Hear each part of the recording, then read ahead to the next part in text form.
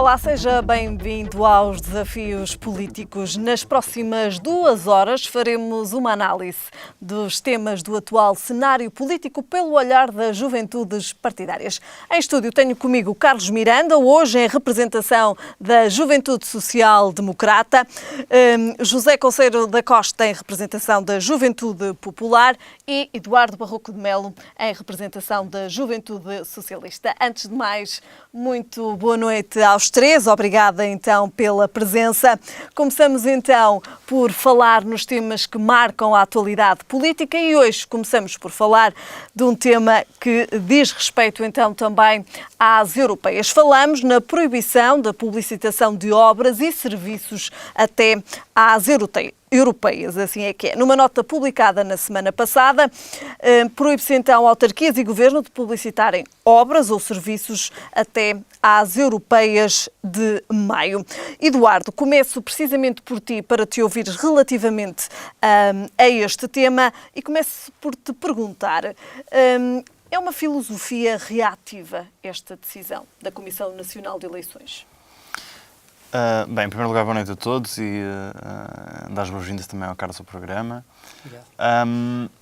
Eu não sei se é reativa, eu acho que é bastante preventiva, que se calhar é excessivamente preventiva. Eu acho que o papel da Comissão Nacional de Eleições é um papel ingrato sempre porque é muito difícil, obviamente, distinguir aquilo que é propaganda política utilizando meios do Estado do que é simplesmente o exercício das funções públicas no âmbito do normal exercício do seu mandato. Sobre esta questão em concreto, parece-me que há aqui algum exagero da parte da Comissão Nacional de Eleições por 2 ou 3 motivos. Em primeiro lugar, porque nós estamos a falar de obra levada a cabo ou pelo Governo ou pelas autarquias, que em primeiro lugar não podem, obviamente, parar a sua atividade normal. Mas, acima de tudo, estamos a falar disto no contexto da preparação para umas eleições europeias. Eu acho muito difícil de justificar, por muito que nós tenhamos uma certa propensão para tomar as eleições europeias como eleições que servem de barómetro para outras eleições nacionais.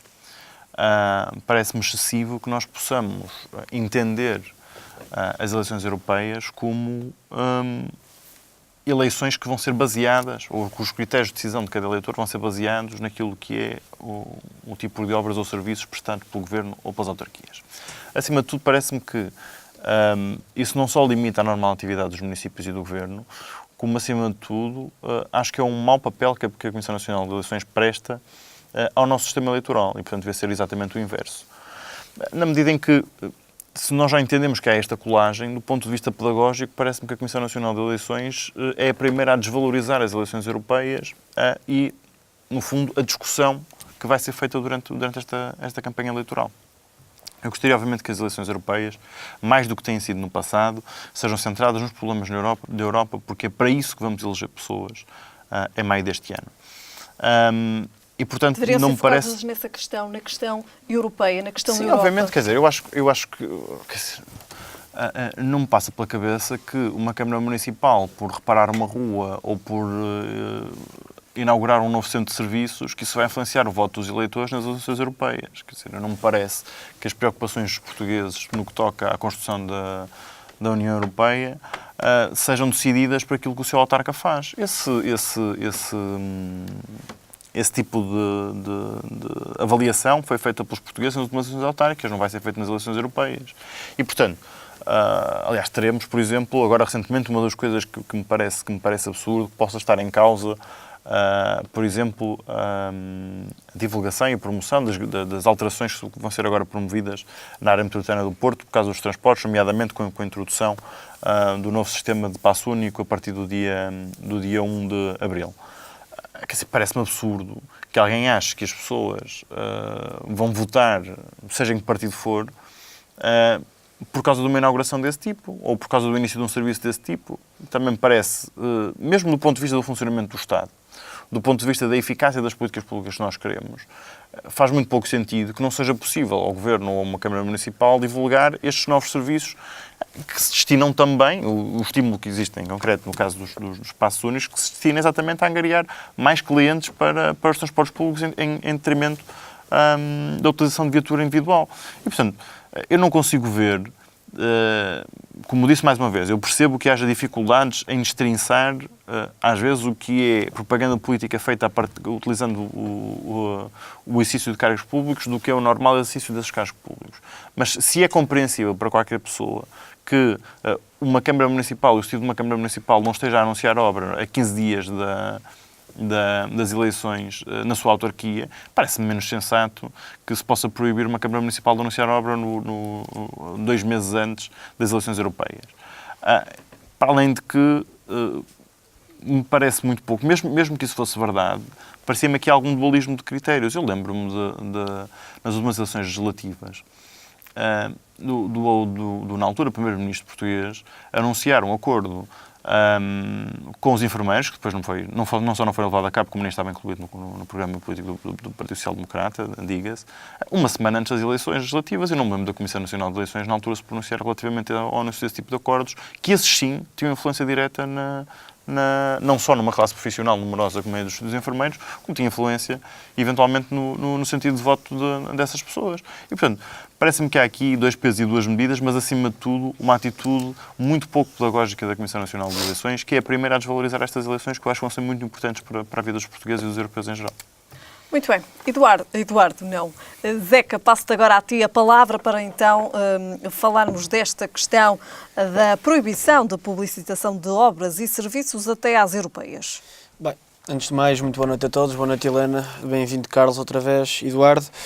Eu tenho de dizer que discordo parcialmente do Eduardo na medida em que ele diz que é preventiva, e quanto eu acho que sim, eu acho que ela é completamente reativa. E este problema desdobra-se essencialmente em 2 questões. Numa questão, que o Eduardo disse bem, da desvalorização das eleições europeias, e a outra questão que é um bocado a atitude que os políticos têm neste período pré-eleitoral. Em primeiro lugar, eu acho que a Comissão Nacional Eleitoral está em stress pós-traumático destes anos de democracia que vivemos. Porque não são casos esporádicos, mas sim a norma e o padrão de, quando chegado o tempo eleitoral, quando chegado o tempo de voltar a decidir quem é que vai decidir os destinos do país, quem é que vai representar o país na Europa, quem é que vai decidir os destinos dos diferentes municípios ou das regiões autónomas, o que acontece sempre é uma propensão altíssima para os políticos que estão no poder tentarem salvaguardar esse poder através do exercício do próprio poder. Muitas vezes o exercício desse poder através de anúncios que são manifestamente exagerados. Quer dizer, eu acho que os portugueses têm bem presentes, por exemplo, os anúncios de obras faraónicas do tempo do Cavaco Silva, ou até mesmo do Guterres e do Sócrates. Nós não nos esquecemos de que tudo isso era manobra, estratégia e propaganda política, aquilo que se costuma chamar chincana. Por outro lado, este é um problema que nos parece e que merece alguma atenção, precisamente por causa daquilo que o Eduardo estava a dizer de a Comissão Nacional de Eleições está a desvalorizar de algum modo a política europeia, as eleições europeias, mas com alguma razão. Eu passo a explicar porquê. Porque as eleições europeias, em Portugal, raramente se discute os temas europeus. Quer dizer, aliás, não é por razão nenhuma, não há acasos, não há coincidências que o candidato do Partido Socialista não sabe absolutamente nada sobre a Europa, porque as eleições europeias não vão ser tratadas sobre as eleições europeias, mas sobre assuntos nacionais. E isso, a Comissão Nacional de Eleições está a fazê-lo mal, porque o foco devia ser em debater os dossiês europeus. Aliás, eu vi a propósito da Universidade da Europa, se não me engano, na Figueira da Foz, o Paulo Rangel a fazer uma intervenção muitíssimo boa sobre esse assunto, a dizer que as eleições europeias são as eleições para o Parlamento Europeu. Ou seja, para a representação portuguesa em matérias de política europeia. Portanto, os assuntos de política nacionais não são para cá chamados. E o problema é que, invariavelmente, são para cá chamados. Como podemos ver em 2014, se não me engano, que foram as últimas, do Francisco Assis, constantemente a atacar o governo do PSD e do CDS. Portanto, eu acho que aqui existem essencialmente 2 soluções. Para que... Só aqui uma pequena nota. Como é óbvio que é manifestamente exagerado este despacho que foi emitido pela Comissão, porque as autarquias, o governo e as regiões têm de continuar a prosseguir a sua vida normal, quer dizer, é um ano de 3 eleições, 2019, com as europeias, com as regionais e com as legislativas. O país não pode paralisar durante um ano. Portanto, eu acho que isso é necessário alguma reflexão. Mas, por outro lado, eu acho também que é essencial haver alguma reflexão e ponderação por parte dos políticos, que não a costumam ter.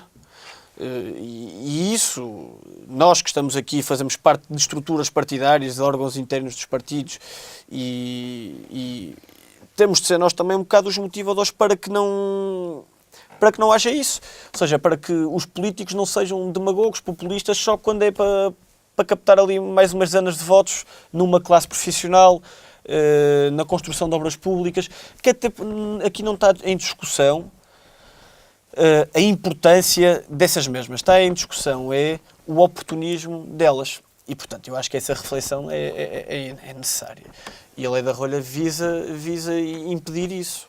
Essencialmente é isto que tenho a dizer sobre o assunto, que é completamente reativa a ação da Comissão. E bem, porque a história prova-nos que é preciso ser reativo. Muito bem. Carlos, passo-te agora a ti a palavra relativamente a este tema. Queria começar por cumprimentar a Helena, o Eduardo e o Zeca, dizer que é um gosto estar aqui de volta ao programa. Relativamente a esta matéria, eu queria começar por dizer que é um facto que, como o Zeca dizia, a questão da Comissão Nacional de Eleições estar a ter uma postura reativa a algumas posturas incorretas que vimos de parte da classe política, faz obviamente sentido.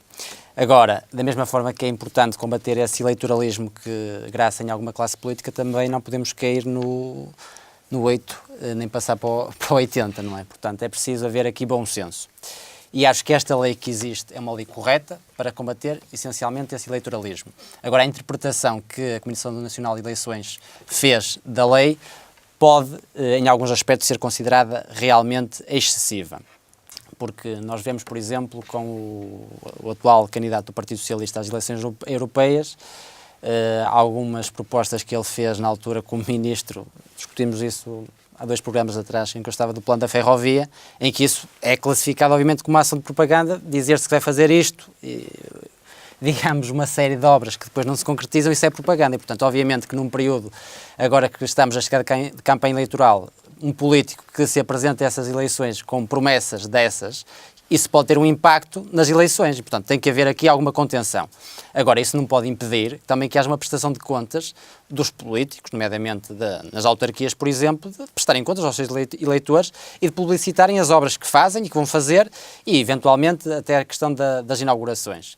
E, portanto, aqui realmente é um aspecto melindroso perceber a fronteira, porque ela é realmente muito ténue, até onde é que se pode ir e até onde é que se deve realmente ir nesta matéria. Agora, eu realmente aqui parece-me que é duvidosa realmente esta interpretação e eu entendo que deveria haver aqui mais algum bom senso, mas acho que também, é como dizia há um bocadinho o Zeca, a classe política em primeiro lugar também tem que ter bom senso e nós realmente vivemos ao longo destes anos da nossa democracia algumas inaugurações nos vários partidos. Ele falava aqui do PSD e do PS, mas também é como bem falar do CDS e de algumas promessas e de algumas obras faraónicas que também não tiveram tanto tempo no governo como a PSD ou como a PS, mas também têm com certeza alguns telhados de vidro e, portanto, convém aqui disseminar um bocadinho pelos vários partidos esses procedimentos, que acho que todos nós aqui realmente contestamos e discordamos deles. Vocês que pertencem a uma nova geração de políticos, pelo menos mais jovens, revêem-se também nessas palavras?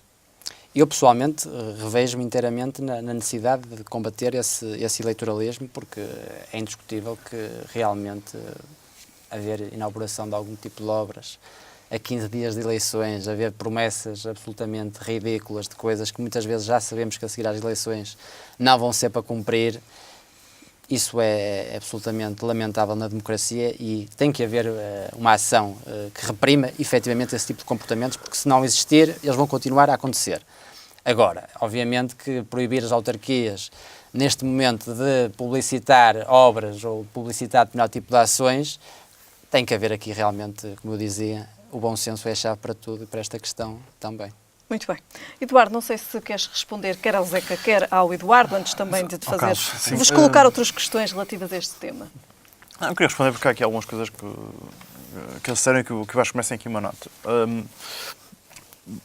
É primeiro uma nota mais abrangente sobre isto. É óbvio que eu acho que tem que haver bom senso e os agentes políticos são os primeiros a necessitar ter algum bom senso na maneira como gerem a mensagem política nos diversos momentos. E é óbvio que um ano como este, como já aqui foi dito bem pelo Zeca, é um ano com 3 eleições e que, portanto, o país não pode ficar parado. Eu também acho que, por outro lado, nós também temos que, e acho que isto é um erro que temos cometido ao longo dos anos, coletivamente, enquanto sociedade, no sentido em que não só a classe política, mas também as estruturas, como a Comissão Nacional de Eleições, e que nos representam, no fundo, também, nós temos cometido um erro que é o de infantilizar os eleitores. Quer dizer, nós achamos que os eleitores não são capazes de tomar decisões por si próprios e de olhar para aquilo que está a acontecer e fazer aí uma interpretação própria. Quer dizer, eu acho que hoje em dia já não há eleitoralismo que seja capaz de tapar os olhos aos eleitores. Aliás, vimos isso, por exemplo, nas eleições autárquicas de 2013, por exemplo, em que o Dr. Luís Filipe Menezes, no Porto, saiu de Gaia para ir para o Porto com campanhas com concertos pagos de grandes autores nacionais e etc. E isso teve o resultado que teve. Portanto, esse tipo de comportamento clássico de alguma classe política de há 30 anos atrás, hoje em dia acho que não tem sucesso. E, portanto, também por aí, acho que a Comissão Nacional de Eleições tem que adequar aos tempos modernos. Agora, como é óbvio, eu acho não basta a um agente político fazer obra, no sentido não de obra física, mas também, ou serviços, e não os publicitar. É óbvio que isso faz parte da prestação de contas normal e, acima de tudo, daquilo que é o exercício normal do mandato. Não passa pela cabeça ninguém que possa um Presidente de Câmara ou um governante exercer o seu mandato a partir do seu gabinete e depois esconder-se para não dizer às pessoas o que é que aconteceu, o que melhorias é que foram introduzidas ou o que é que se fez de novo. Haver aqui uma comunicação daquilo que também é feito, mas como é que depois se faz essa distinção? Eu acho que a distinção deve ser feita. Eu consigo perceber que haja uma proibição durante o período de eleições, ou 15 dias antes do período normal de eleições, portanto, a um mês das eleições. Não consigo perceber é que em âmbitos de eleições completamente distintos nós possamos entender que os eleitores vão ser influenciados para as eleições europeias por causa de uma rua nova que abriu na sua terra. Quer dizer, acho que isso é inconcebível, não é? Há aqui mais duas outras coisas que eu queria dizer relativamente a isto, muito rapidamente. Eu acho que, de facto, as eleições europeias são as eleições em que nós devemos discutir a Europa e não outras coisas. Não é verdade que seja isto que esteja a acontecer neste período de pré-campanha. E isto é muito bonito. O Dr. Paulo Rangel, na Universidade não sei do quê, vir dizer que é preciso discutir a Europa e falar da Europa, mas depois está todos os dias nos telejornais a atacar o governo em vez de falar da Europa. Até o momento ainda não vi, nem da parte do PSD, nem do CDS, mas também a minha expectativa em relação ao Nuno Melo, como já expliquei no último programa, é muito baixa. O homem foi eleito, nem sequer mete os pés no Parlamento Europeu, portanto, não estou à espera que ele perceba alguma coisa do que está a fazer. Completo e, portanto, para a Europa, portanto... Deve ser um ótimo manifesto e ele já o leu? Ele conhece? Ele conhece, sabe que existe? Sabe. Pronto, ao menos isso. Pode ser que desta vez faça melhor.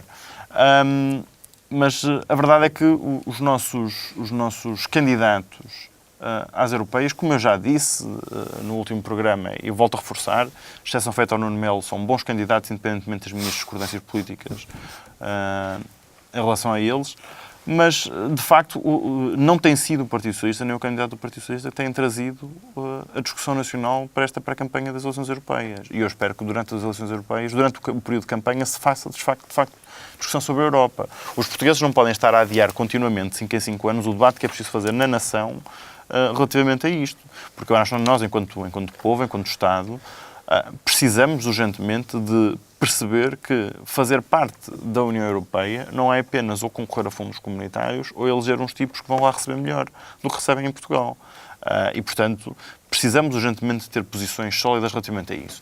Quando se falava sobre a diferença das eleições europeias em relação a 5 anos atrás, há 5 anos atrás não se atacava o governo, atacava acima de tudo a intervenção que a União Europeia estava a ter com uma série de países, entre os quais Portugal, normalmente os países do Mediterrâneo, que estavam ou intervencionados ou monitorizados.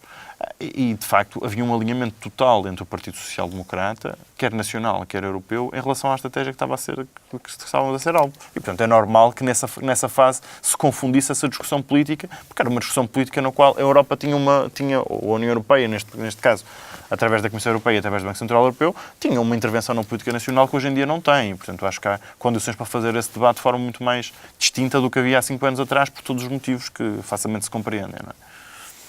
Eduardo, e agora também é uma questão que se estende aos três, esta é então a lei que tem estado no centro de todas as atenções, de facto não gera aqui consenso de nenhuma das partes, nem dos autarcas, nem do Governo, mas esta é também uma lei que deveria ter sido revista até meados de 2016 e não o foi.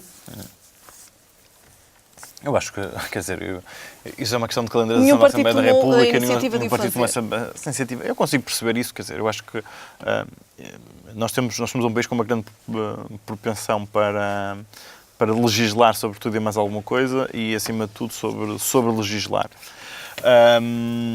Isso é parte do problema. Pois, por outro lado, eu acho que é normal que numa legislatura como esta, em que, mais do que em qualquer outra legislatura, a Assembleia da República teve um papel fundamental do ponto de vista do exercício do poder público.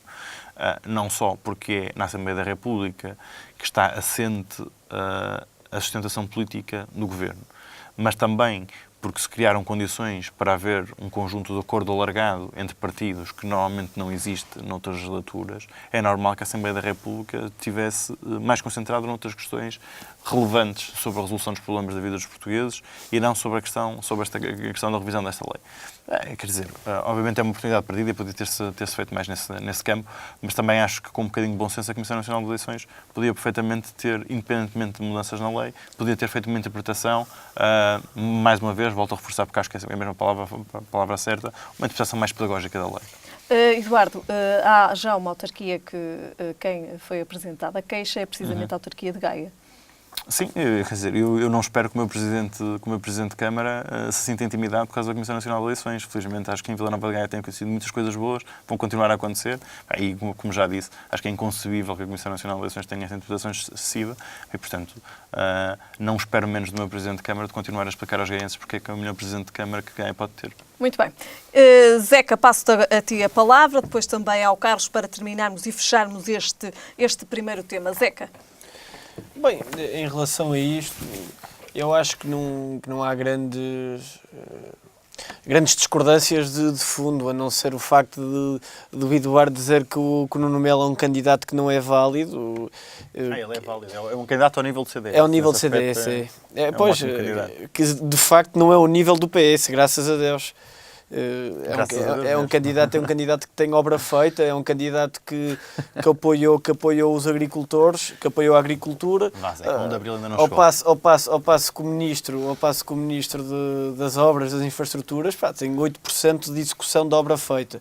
Portanto, falando do nível dos candidatos, eu vejo-me sempre pelo trabalho realizado e é um bocado em tema do que estamos a falar aqui com a lei da vês pelo trabalho não realizado sobre a programação dos fundos comunitários que saíram do Governo? Não, ou essa parte é para esquecer? Eu vejo os 8% de execução da obra e é tudo que importa para a análise. Se tivessem feito bem o vosso trabalho, o atual Ministro não tinha que reprogramar tudo. E ao passo que o Nuno Melo, já por várias vezes, na Comissão de Agricultura no Parlamento Europeu, defendeu os agricultores que saíam prejudicados da política agrícola comum, defendeu os caçadores, defendeu as zonas mais rurais e agrícolas de toda a Europa, não só os portugueses, mas toda a Europa. Portanto, é um candidato à maneira do CDS, sim, porque defende, de facto, o Portugal verdadeiro, o Portugal comum. É um homem produtivo. Nos 3 dias que esteve no Parlamento Europeu conseguiu fazer isso tudo. Não a urbanidade que só o PS pensa, o PS só pensa nas áreas metropolitanas do Porto, mas pronto, os eleitores sabem que há um partido que realmente pensa nas outras áreas do país e nas outras áreas da Europa, que não só as grandes áreas e os grandes aglomerados de pessoas. Círculos têm 48 e 39 pessoas, nós preocupamos na mesma com círculos que têm 3, 4 e 5 pessoas, porque para nós cada português vale e cada voto vale e cada região vale por si mesmo. Depois, relativamente À questão da lei da rolha, eu acho que já expus um bocado as minhas preocupações na minha primeira intervenção. As queixas, corre-se o risco das queixas se multiplicarem Sim, diariamente contra os municípios? esse risco. Eu acho que principalmente a nível da política autárquica. E com alguma razão, quer dizer, a política autárquica é uma política que está mais focada na resolução dos problemas do dia-a-dia. Tem grandes opções para o município, mas o sumo das questões, o concreto das questões, são problemas que nos afetam diariamente. Portanto, são problemas quase de resolução imediata. E não podendo consertar, arranjar, modificar determinadas infraestruturas da cidade, que às vezes necessitam de ser mudadas, arranjadas, modificadas, dentro daquele prazo, está-se a adiar um problema. Isto é tudo uma ponderação, de facto, de interesses. E há uma coisa no direito, que é o princípio da proporcionalidade, que eu acho que se aplica perfeitamente aqui, a este caso. É preciso ser-se proporcional na medida impeditiva que se está a propor, que se está a tentar impor. Muito bem. Carlos. Relativamente a esta questão, só para terminar, temos aqui os riscos que já tive há pouco a oportunidade de explanar na minha intervenção, que é a questão da menorização, eventualmente, dos eleitores, de dizer que eles não têm a capacidade de avaliar quando está em causa eleitoralismo. Portanto, há esse risco e esse risco tem que ser minorado. E depois também há o risco de os autarcas, como eu referi há pouco, não poderem prestar contas aos seus eleitores e as próprias oposições não poderem criticar e escrutinar as obras e as ações da Câmara. Portanto, esses riscos existem com essa interpretação da Comissão Nacional de Eleições, apesar da lei em si fazer todo o sentido, como tive há pouco a oportunidade de dizer. Agora, já que estão a falar dos candidatos às eleições europeias, também permitam-me aqui fazer aqui uma pequena intervenção. Eu, do que estou a ouvir daqui do ping-pong do candidato do PS e do candidato do CDS, chegar à conclusão que o melhor candidato é, evidentemente, o candidato do PPD-PSD, o Dr. Paulo Rangel, porque é um candidato do conhecimento, que ninguém colocou em causa, e do trabalho que tem feito no Parlamento Europeu e que fala por si. Relativamente ao candidato do PS, é indiscutível que foi, como ministro, um ministro que baixou brutalmente o investimento público, com níveis de execução baixíssimos. Há pouco já falei do plano da ferrovia, que também é o que nós sabemos. Portanto, é o verdadeiro ministro da propaganda e, portanto, como candidato, o que temos visto dele sobre a União Europeia é zero. Relativamente ao candidato do CDS, coloco num patamar realmente acima do ministro. Agora, obviamente que o Dr. Paulo Rangel, por alguma coisa, é o melhor candidato, indiscutivelmente. E, portanto, sobre esta matéria era isso, porque acho que ficou claro que esta lei causa aqui alguns constrangimentos a todos. Muito bem. Depois então de falarmos deste primeiro tema, este tema então da Comissão Nacional de Eleições, que proíbe então que seja feita publicidade antes das eleições europeias, passamos ao próximo tema. Falamos agora e fazemos uma análise daquilo que são então 3 anos de mandato de Marcelo Rebelo de Sousa. Zeca, começo precisamente por ti. Vamos aqui analisar estes 3 anos de mandato de Marcelo Rebelo de Sousa e começo por te perguntar, de facto, Marcelo Rebelo de Sousa, como algumas figuras dizem, tem tiques de populismo bom? Tiques de populismo bom. Eu deixo-me começar por responder a achar que acho muita piada essa expressão, porque de facto há 2 tipos de populismo. Há o populismo que é o que vale a pena, que é o populismo do Marcelo, do Macron, e depois há o populismo que é mau. No fundo é tudo são diferentes faces da mesma moeda. Em relação ao Marcelo Rebelo de Sousa, é assim, eu considero-me de alguma maneira um admirador de Marcelo Rebelo de Sousa. Eu acho que ele começou como um fenómeno e vai acabar como um fenómeno. Ele é um presidente que é absolutamente estratosférico, na medida em que nunca atingiu nenhum presidente até hoje desempenhos e índices de popularidade como ele alguma vez atingiu.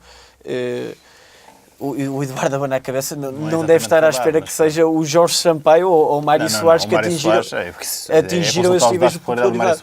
Não, eu acho, ponto em relação a isso tu dizes, é uma inverdade. O Mário Soares não era de todo impopular, mas também não era o popular que o Marcelo é, nem que não seja pelo resultado eleitoral. Para começar aí. Marcelo Rebelo de Sousa podia viver mais 100 anos que não tinha o impacto sentido pela população portuguesa, do sentido que o Mário e Soares, admirado. estás pelo Mário completamente enganado. Aí permite-me discordar Sim, Marcelo é mais consensual, absolutamente de ti. Não, mas Mas uma depois coisa, tínhamos anticorpos, não é? é o uma Mário coisa Soares é ser era um popular, estadista. uma coisa é ser Eu popular dou num isso, determinado eu dou momento, isso, no momento eu dou isso ao eleitoral. Eu não Partido estou a falar Socialista. disso. Eu estou a falar da admiração que o Mário Soares tem na sociedade portuguesa. Vai muito para Mas lá. tem muitos muito Marcelo para lá. Rebelo de Como Sousa é tem- óbvio. tem mais. Como o Marcelo Rebelo de Sousa também tem muitos anticorpos, não é por aí? Não tem Não é por aí. tantos. Não tem. O Marcelo Rebelo de Sousa tem anticorpos da elite política. Vocês confundem resultados eleitorais com legado político. Não, a elite política não gosta de Marcelo Rebelo de Sousa, porque o Marcelo Rebelo de Sousa, eu vou ser franco, eu acho que é tudo uma persona do Presidente da República, mas é uma persona que vale a pena, que é uma personagem que se mete ao lado das pessoas, que esta questão toda do presente dos afetos. Os portugueses precisam de afetos. Os portugueses foram castigadíssimos durante quase 8 anos de austeridade, de 2009 agora a 2018, 2019, castigados com a austeridade, com cortes sucessivos, com a incapacidade de retomarem a atividade económica, fruto de tudo aquilo que nós já sabemos, e era preciso alguém que fosse dar beijinhos à rua, que fosse levantar quase com o sentimento pátrio, levantasse a moralidade da população portuguesa. Porque, de algum modo, o Presidente da República é o chefe-maior das Forças do Estado, chefe-maior das Forças Armadas do Estado. E ele, de algum modo, os portugueses, o cidadão comum, é a sua tropa, é o seu exército, e todos os exércitos precisam de moral para terem a vontade de se levantarem no dia de manhã para combaterem. E o que os portugueses passaram neste momento foi um completo cenário autêntico de guerra, em que o espírito de combatividade e de superação daquilo que foi uma grave crise económica só foi possível, de algum modo, com o Marcelo Rebelo de Sousa. E depois o Marcelo Rebelo de Sousa teve várias coisas que são muito boas. Aliás, há duas coisas que são muito boas no Marcelo Rebelo de Sousa, que é essa, a questão dos afetos, a questão da aproximação do poder político à população portuguesa, que isso é uma coisa que nenhum mais político está interessado em fazer. O resto dos políticos sentam-se no alto da sua burra e ficam à espera de poderem mandar assim, alguns tiques ainda de Estado Novo que os políticos têm. E o Marcelo, apesar de ser afilhado do ex-presidente do Conselho, de Estado Novo tem muito pouco. Aliás, ele é muito popularucho e eu acho que isso é uma grande vantagem. Depois tem outra grande vantagem. Ele, a nível constitucional, o Presidente da República é o guardião da Constituição. É o guardião da constitucionalidade dos decretos de leis e dos diplomas da Assembleia da República. E ele, com todos os defeitos que possa ter, com todas as incongruências que tem, também de alguém que tem exposição mediática de 74 a 2019, é normal que a tenha. Se calhar, a partir do Carlos Miranda, o Eduardo ou eu, que temos a exposição mediática desde cedo na RTV até o futuro das nossas vidas políticas, hão de apanhar aqui certamente incongruências no futuro. Mas há uma coisa que nós não lhe podemos apontar, que é o respeito institucional que ele teve pela Constituição e a sua capacidade e interpretação correta dos preceitos constitucionais. E isso foi muito importante. Aliás, vimos que os vetos foram vetos ponderados, bem fundamentados, justificados. Houve muitas vezes, não foi preciso enviar tantos diplomas para o Tribunal Constitucional. Ele, lá está, tem muitos defeitos, mas que sabe de direito muito mesmo. E não precisava da aprovação do Tribunal Constitucional, ou seja, não suscitava dúvidas da constitucionalidade. Ele, quando achava que a constitucionalidade estava em causa em determinado decreto-lei, vetava logo. E isso é um procedimento que, a nível burocrático, é interessante. E é preciso ser um bom Presidente da República que respeite. Por exemplo, nós vemos os casos como o Jorge Sampaio, em que o respeito pela Constituição da República Portuguesa era muito pouco. Aliás, a sua interpretação que ele faz dos casos para a dissolução da Assembleia da República em 2005 é um desrespeito institucional para com a Constituição, que é a Magna Carta dos direitos fundamentais e direitos políticos e organização do Estado que existe em Portugal. E ele fez uma interpretação completamente absurda, que eu tenho a certeza que o Marcelo Rebelo de Sousa não a faria. Aliás, como não fez, quando estavam preenchidos alguns pressupostos, não todos, para a admissão do Primeiro-Ministro naquilo que foi as calamidades dos incêndios de Portugal, em que ele não pede a admissão do Primeiro-Ministro, porque precisamente entendeu que, à luz do preceito constitucional, não estavam preenchidos. Mas já admitiu que se em 2018 tivessem havido os mesmos incêndios que 2017, o teria feito. Claro, mas isso aí Não foi tão claro, mas sim. a gente desculpa a primeira, desculpa a segunda, a terceira só desculpa quem é burro. E até acho que os portugueses iriam pedir diretamente a cabeça do António Costa. Para já ficamos satisfeitos com a cabeça da Constância Urbano e... É custo, não é? É muito custo. Hoje em dia sabe-se que o António Costa, uma vez mais, naquela redoma que cria à volta do seu Conselho de Ministros, do jantar de Natal, que agora... Ela não era bem de jantar de Natal, hoje em dia está mais amistoso e familiar. Mas essa redoma de proteção dos ministros, como o caso do Azeredo Lopes, que devia ter saído logo, quase logo, as consequências das ilações políticas foram retiradas, estavam aos olhos e à vista de toda a gente. E, aliás, o Marcelo Rebelo de Sousa, e bem, numa altura subsequente, para mim, já tarde, pede a admissão do ministro, quando se começa a saber realmente os introitos e os caminhos tenebrosos que levou o caso de Tancos. No cômputo geral, o Marcelo Rebelo de Sousa tem 3 anos fenomenais. Ele tem uma coisa que mais nenhum teve até agora. Ele é um tipo que é vivo. Eu rimo bastante agora a quando da visita a Angola que ele fez. Os jornalistas e exaustos perguntavam: Sr. Professor, como é que tem capacidade ainda para continuar aqui a correr as ruas de Cabinda, de Luanda? Estamos há não sei quantas horas a andar a pé, andamos a pé não sei quantos quilómetros e já não conseguimos.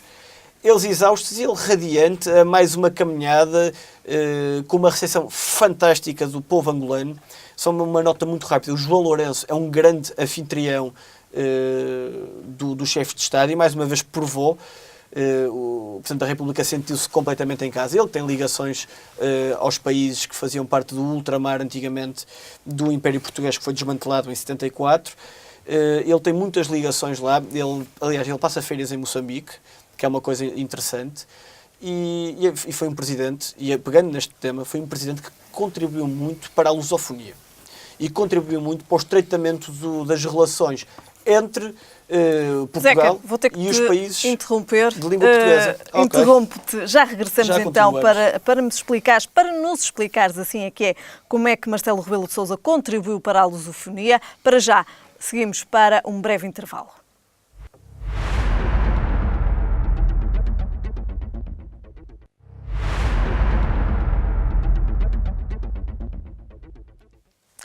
Estamos de regresso para esta segunda parte do Desafios Políticos e regresso também à conversa com o Zeca.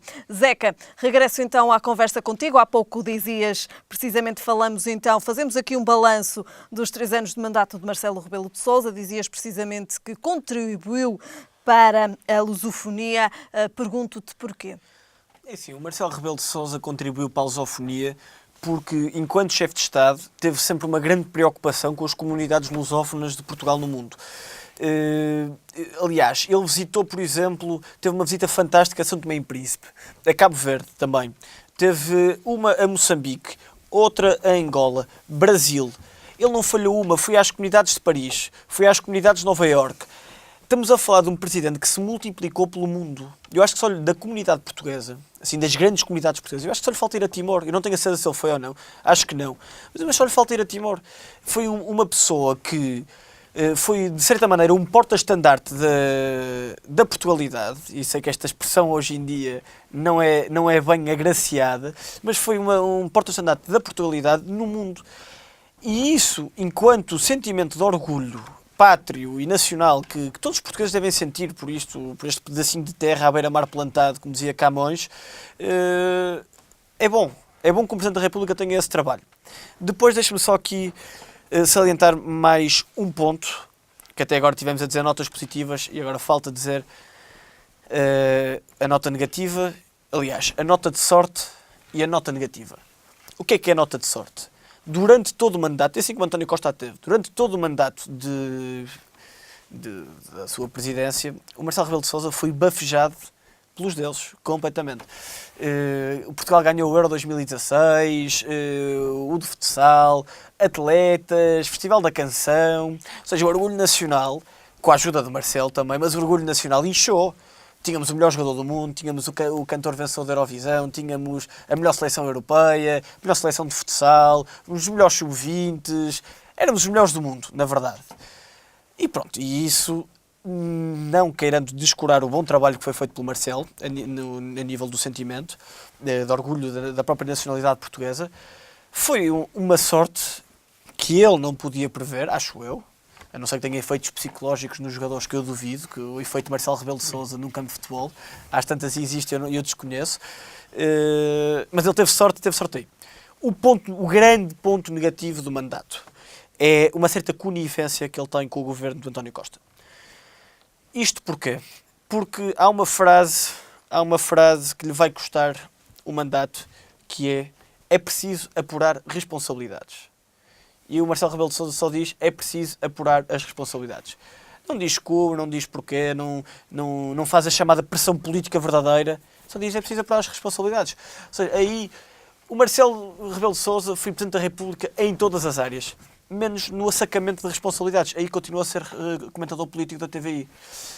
E está mal. E espero que ele faça um exercício de introspecção e de retrospecção para mudar de alguma maneira, para ser mais firme nas posições políticas dele, para ser mais firme no governo, quando o governo está mal, para ser mais firme na saúde, para ser mais firme na ferrovia, para ser mais firme a nível económico no que toca, por exemplo, às exportações, para ser mais firme em todos os campos na proteção civil, onde o governo tem sucessivamente falhado.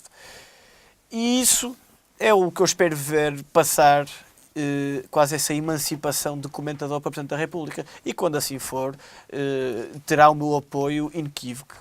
Há pouco também destacavas que, isto só para contextualizarmos um pouco também aquilo que acabas de dizer, há pouco também falavas no caso do Tancos, e de facto aí pergunto-te, não teve aí também, Marcelo, uma posição forte e não fez com que realmente fossem apuradas responsabilidades no caso específico de Tancos? É assim, o Marcelo teve uma posição forte, mas tardia. O Marcelo entra em cena tarde.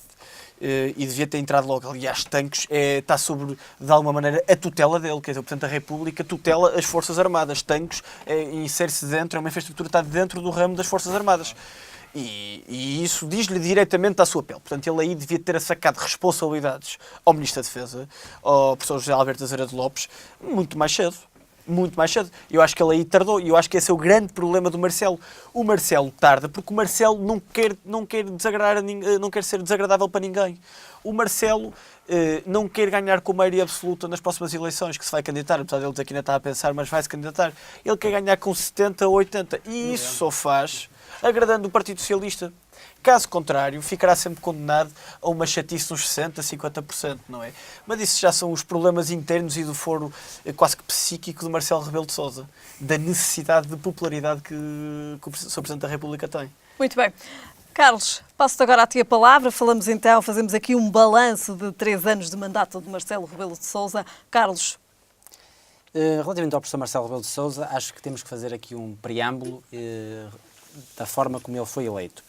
Todos nos recordarmos da campanha que ele fez, e nomeadamente da base eleitoral que ele teve, e principalmente da liberdade que ele teve em relação a essa base política que o apoiou. Não é? Ele não foi o candidato do PPD-PSD ou do CDS, ele foi o candidato de todos os portugueses. Ele nunca surgiu como um candidato de facção, como é apanagem muitas vezes dos candidatos do Partido Socialista, porque basta aqui recordar que normalmente não se diz que alguém da área socialista vai ser candidato disto, o candidato do Partido Socialista. Ele nunca foi um candidato do PSD ou do CDS. Acho que aí todos somos claros que ele não foi. Aliás, na campanha eleitoral, alguns críticos e alguns adversários dele diziam que ele estava com um discurso muito moderado para com o governo socialista e para com a geringonça, mas que a seguir lá vinham elas e que ele ia deixar a moderação de lado. Havia até quem dissesse que ele ia chegar e ia demitir o governo ou dissolver o Parlamento. Ou seja, nada disso aconteceu e ele foi realmente, como presidente, e tem sido como presidente, exatamente aquilo que prometeu na campanha eleitoral. Ele tinha um compromisso com o país e com os portugueses, o de cumprir o seu programa, e é isso que tem feito, de acordo com a sua maneira de pensar e de olhar para o país e as preocupações que ele tem relativamente a isso. E, portanto, a estabilidade política tem sido a grande conquista e o grande feito do mandato do Presidente Marcelo Rebelo de Sousa. E, independentemente de eu discordar em absoluto desta solução governativa, entendo que é fundamental para o país que haja estabilidade política, ou seja, não podemos passar a vida a mudar de Primeiro-Ministro ou a dissolver o Parlamento, como aconteceu no passado. Há um bocadinho o Zeca recordava aquela célebre história de 2004, quando o Presidente Jorge Sampaio fez um verdadeiro golpe de Estado constitucional, acho que é preciso utilizar as palavras, em que havia uma maioria governativa no Parlamento. Sim, basta ter um conteúdo da cadeira de Direito Constitucional para perceber que aquilo não encontra fundamento Absolutamente nenhum. nas interpretações constitucionais. Não estava em causa nenhum regular funcionamento das instituições, havia uma discordância face ao Primeiro-Ministro, mas isso o A Primeiro-Ministro partir do momento em que o Vital Moreira concorda com esta interpretação da Constituição que temos, diz muito sobre o que se passou, o não que é? se passou. E aqui, ainda por cima, depois abriu a porta a José Sócrates e à célula bancarrota Mas era isso, que nós era o vivemos em pretendido, 2011, isso era o não é? pretendido. Infelizmente. Portanto, de forma alguma defendo que o Presidente Marcelo tenha uma atuação próxima dessa atuação do Presidente Jorge Sampaio, que foi realmente um Presidente de facção. Agora, claro que eu partilho muito dos elogios e da visão que o Zeca aqui manifestou face ao Presidente, mas obviamente como militante do PPD-PSD ou como eleitor da direita, é evidente que em alguns aspectos, em alguns momentos do mandato, me custou ver uma certa colagem, muitas vezes que o Presidente pode não ter sido o obreiro dessa colagem, mas o que é certo é que ela ocorreu e que transitou e que passou na opinião pública. Essa colagem face ao Governo foi, do meu ponto de vista, negativa em alguns momentos do mandato.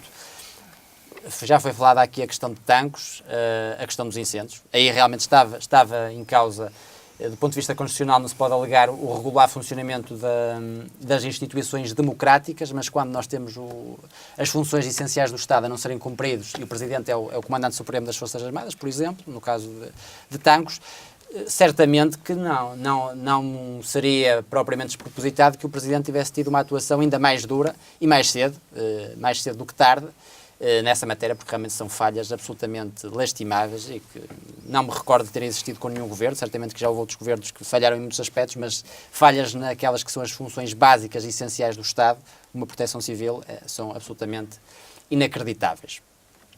Agora, o Presidente Marcelo realmente tem um balanço de mandato que me parece que tem que se dizer que tem sido de cumprimento escrupuloso da Constituição, que tem sido de promover a estabilidade política, que tem sido realmente de uma ligação e de uma afetividade aos portugueses que é indiscutível e que faz a diferença face a presidentes anteriores, isso é indiscutível. Portanto, desse ponto de vista, nós temos que avaliar positivamente o seu mandato e ser justos de que realmente há uma melhoria da situação política nesse aspecto em concreto. Agora, temos que fazer o balanço da outra parte, que tem a ver com o que eu referi há pouco, que era, em alguns aspectos, a sua postura face ao Governo e aos erros do Governo. Nós temos que ser corretos e avaliar corretamente aquela que é a ação política do Governo. E este Governo tem sido um desastre para o país. A despesa pública não baixa, aliás, só baixa na parte do investimento público, que é o mais baixo de sempre, só baixa, que nem baixa, não é? Porque o que nós sabemos é que tem havido as cativações que estão a deixar o Serviço Nacional de Saúde e outros serviços públicos num estado calamitoso. Houve por exemplo, aquela lei das 35 horas em que ele disse que não vetava a lei, mas que estava condicionada à questão depois do aumento da despesa mais tarde, e tudo isso, era inevitável que essa medida do Governo fosse um desastre. Pronto, as consequências estão aí à vista, não só na questão da despesa pública, mas principalmente na deterioração dos serviços públicos, que também tem a ver com essa questão das 35 horas. E, portanto, aí realmente, do ponto de vista constitucional, nada o obrigava a vetar, não é isso que estou a dizer, mas se calhar do ponto de vista político poderia ter havido outro tipo de pressão política relativamente ao Governo. Temos também, por exemplo, um aspecto muito recente da não recondução da Procuradora-Geral da República, Joana Marques Vidal, em que isso causou realmente alguma celeuma, a mim particularmente, em que realmente o Presidente também secundou a visão do Governo e poderia não tê-lo feito. Mas dela própria. E dela própria? Dela própria, não sei. Isso ela não foi, tinha dito publicamente. Não foi isso que, sinceramente, não foi com essa ideia que fiquei. A ideia que fiquei é que houve uma concertação da parte do Partido Socialista e do Governo Socialista que queriam realmente que a Procuradora fosse substituída, e o Presidente da República secundou essa posição e acho que, nomeadamente na sua base eleitoral de apoio, que essa decisão caiu mal. Agora, acho que face àquilo que é a tradição dos Presidentes da República, acho que Marcelo Rebelo de Sousa tem estes 3 anos de mandato em consonância do ponto de vista daquele que é o interesse nacional. Eu penso que ele está realmente convencido que para o interesse nacional era importante haver esta pacificação no cenário político, daí que em alguns momentos possa ter sabido uma certa colagem ao governo. Agora, acho que era importante que daqui para a frente houvesse naquelas matérias em que se verifica que o governo está a ir claramente contra o interesse nacional, que ele tivesse uma atuação mais dura com o governo, para realmente defender o superior interesse dos portugueses e permitir que se abra aqui um ciclo de crescimento económico em Portugal que não é possível com este governo. Carlos, de facto, Marcelo Rebelo de Sousa é o presidente dos afetos?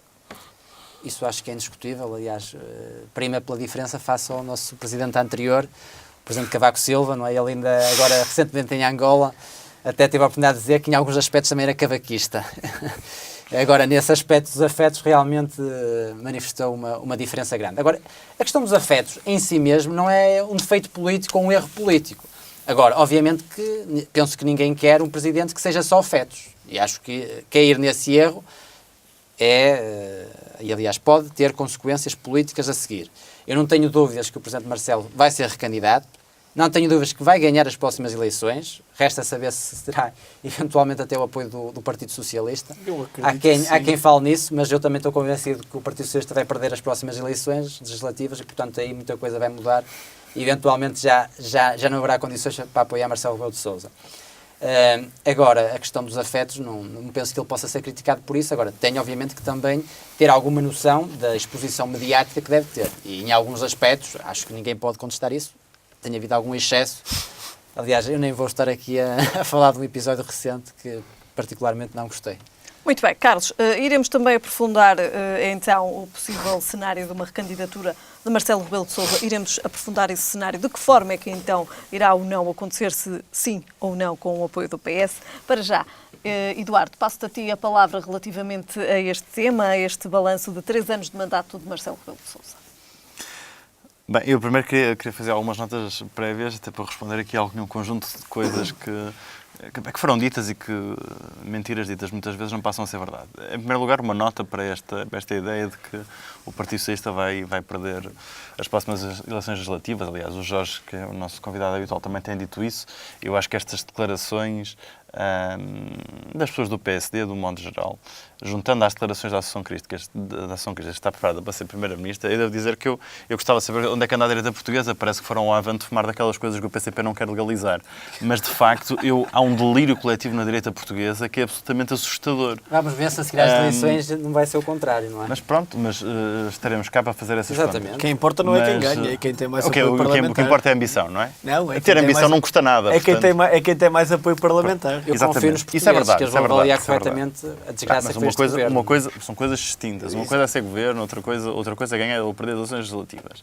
A Primeira-Ministra, a Associação Cristas, precisaria de que não sei, um milagre talvez para o PSD, eu sei que o PSD não está bem, mas daí a ceder a possibilidade de ser o maior partido da direita e fazer uma coligação à direita, isso é impensável, obviamente, cedendo para o CDS a Primeira-Ministra, isso é uma coisa que vai ter um delírio coletivo. O espaço de vida do PSD é meramente residual, quer dizer... O PSD é o maior partido desde sempre da direita portuguesa. Aproxima-se o fim da história do PSD. Isso eu não sei porque acho que os partidos... Aliás, já se anunciou várias vezes a morte do PPD-PSD, o que é certo é que continua muito vivo e vai continuar, não tenho grandes dúvidas sobre isso. Cada vez com menos adesão. É a tua opinião, mas não é isso que se verifica nos factos. O PDC, o MRPP também está vivo. Sim, mas esses nunca tiveram, digamos, dimensão política suficiente. Caros amigos, toda a gente sabe que o destino inexorável do capitalismo é o seu falhanço e com os partidos de direita. É como o PS em França, não é? Portanto, continuando.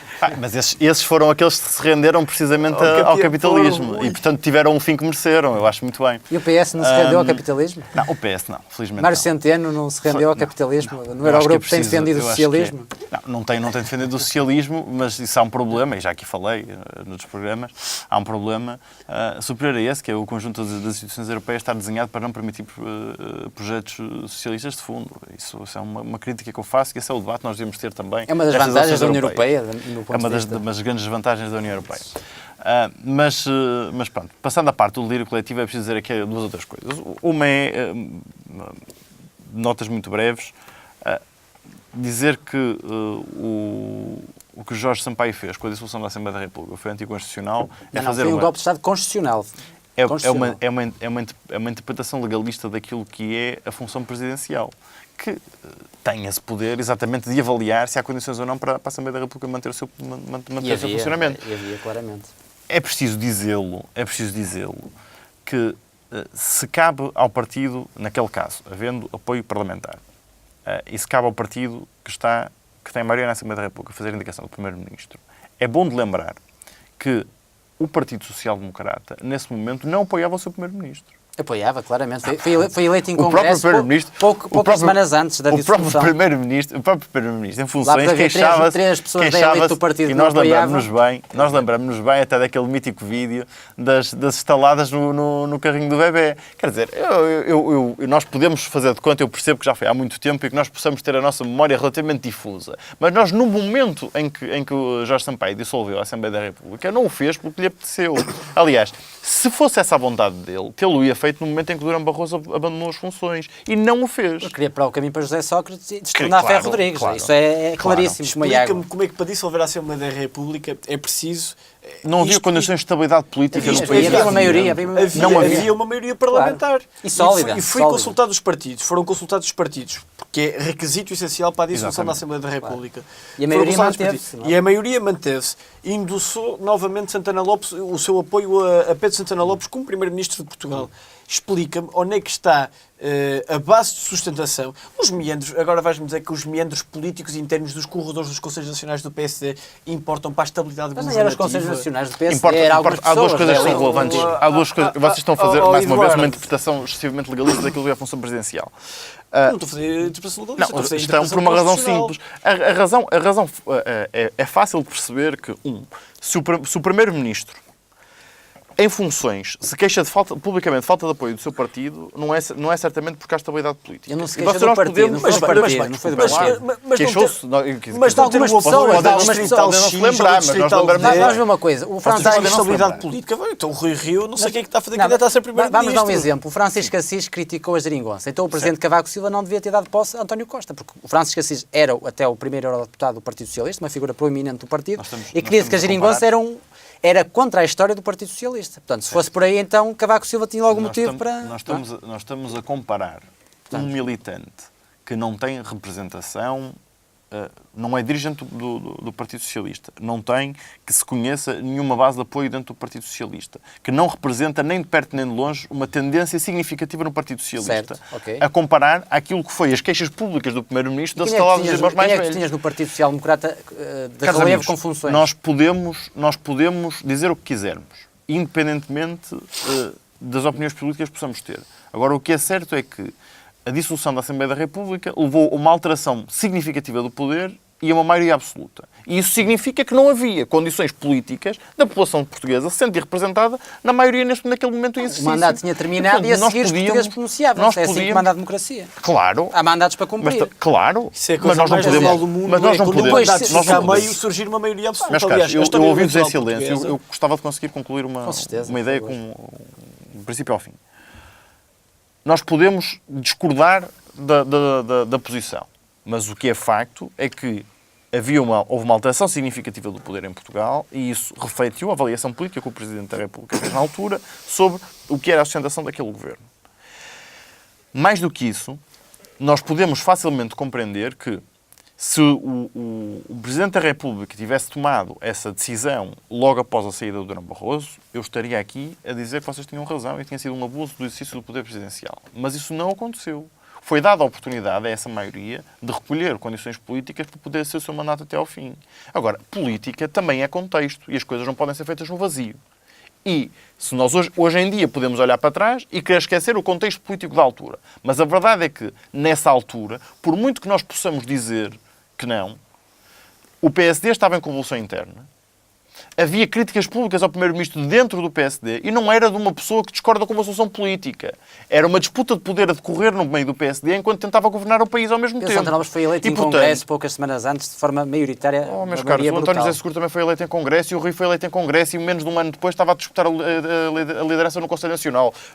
Em política... Mas isso é no em Partido política Socialista. Não, no Partido Socialista não, o Rui Rio é Não, o Rui Rio presidente não do disputou PSD. eleições. Foi um Não Conselho disputou Nacional. eleições, disputou a liderança, que é diferente. Eu estou a falar de conceitos políticos, não estou a falar de eleições. São coisas distintas. Coisas distintas. Mais uma vez, política também é contexto. E nós não podemos esquecer o contexto. E, portanto, nós podemos fazer podemos ter uma perspectiva reducionista dos poderes do Presidente da República, mas a verdade é que a ele lhe cabe zelar pela estabilidade política em Portugal. E a verdade é que naquele momento, como se pelo resultado das eleições seguintes, o PSD não tinha coisas para governar Portugal, ponto. Independentemente do que é que nós possamos governar Discordo a em seguir. absoluto, mas respeito a tua opinião. Dito isto, e falando de outra coisa que eu acho que é relevante, que é o caso dos incêndios.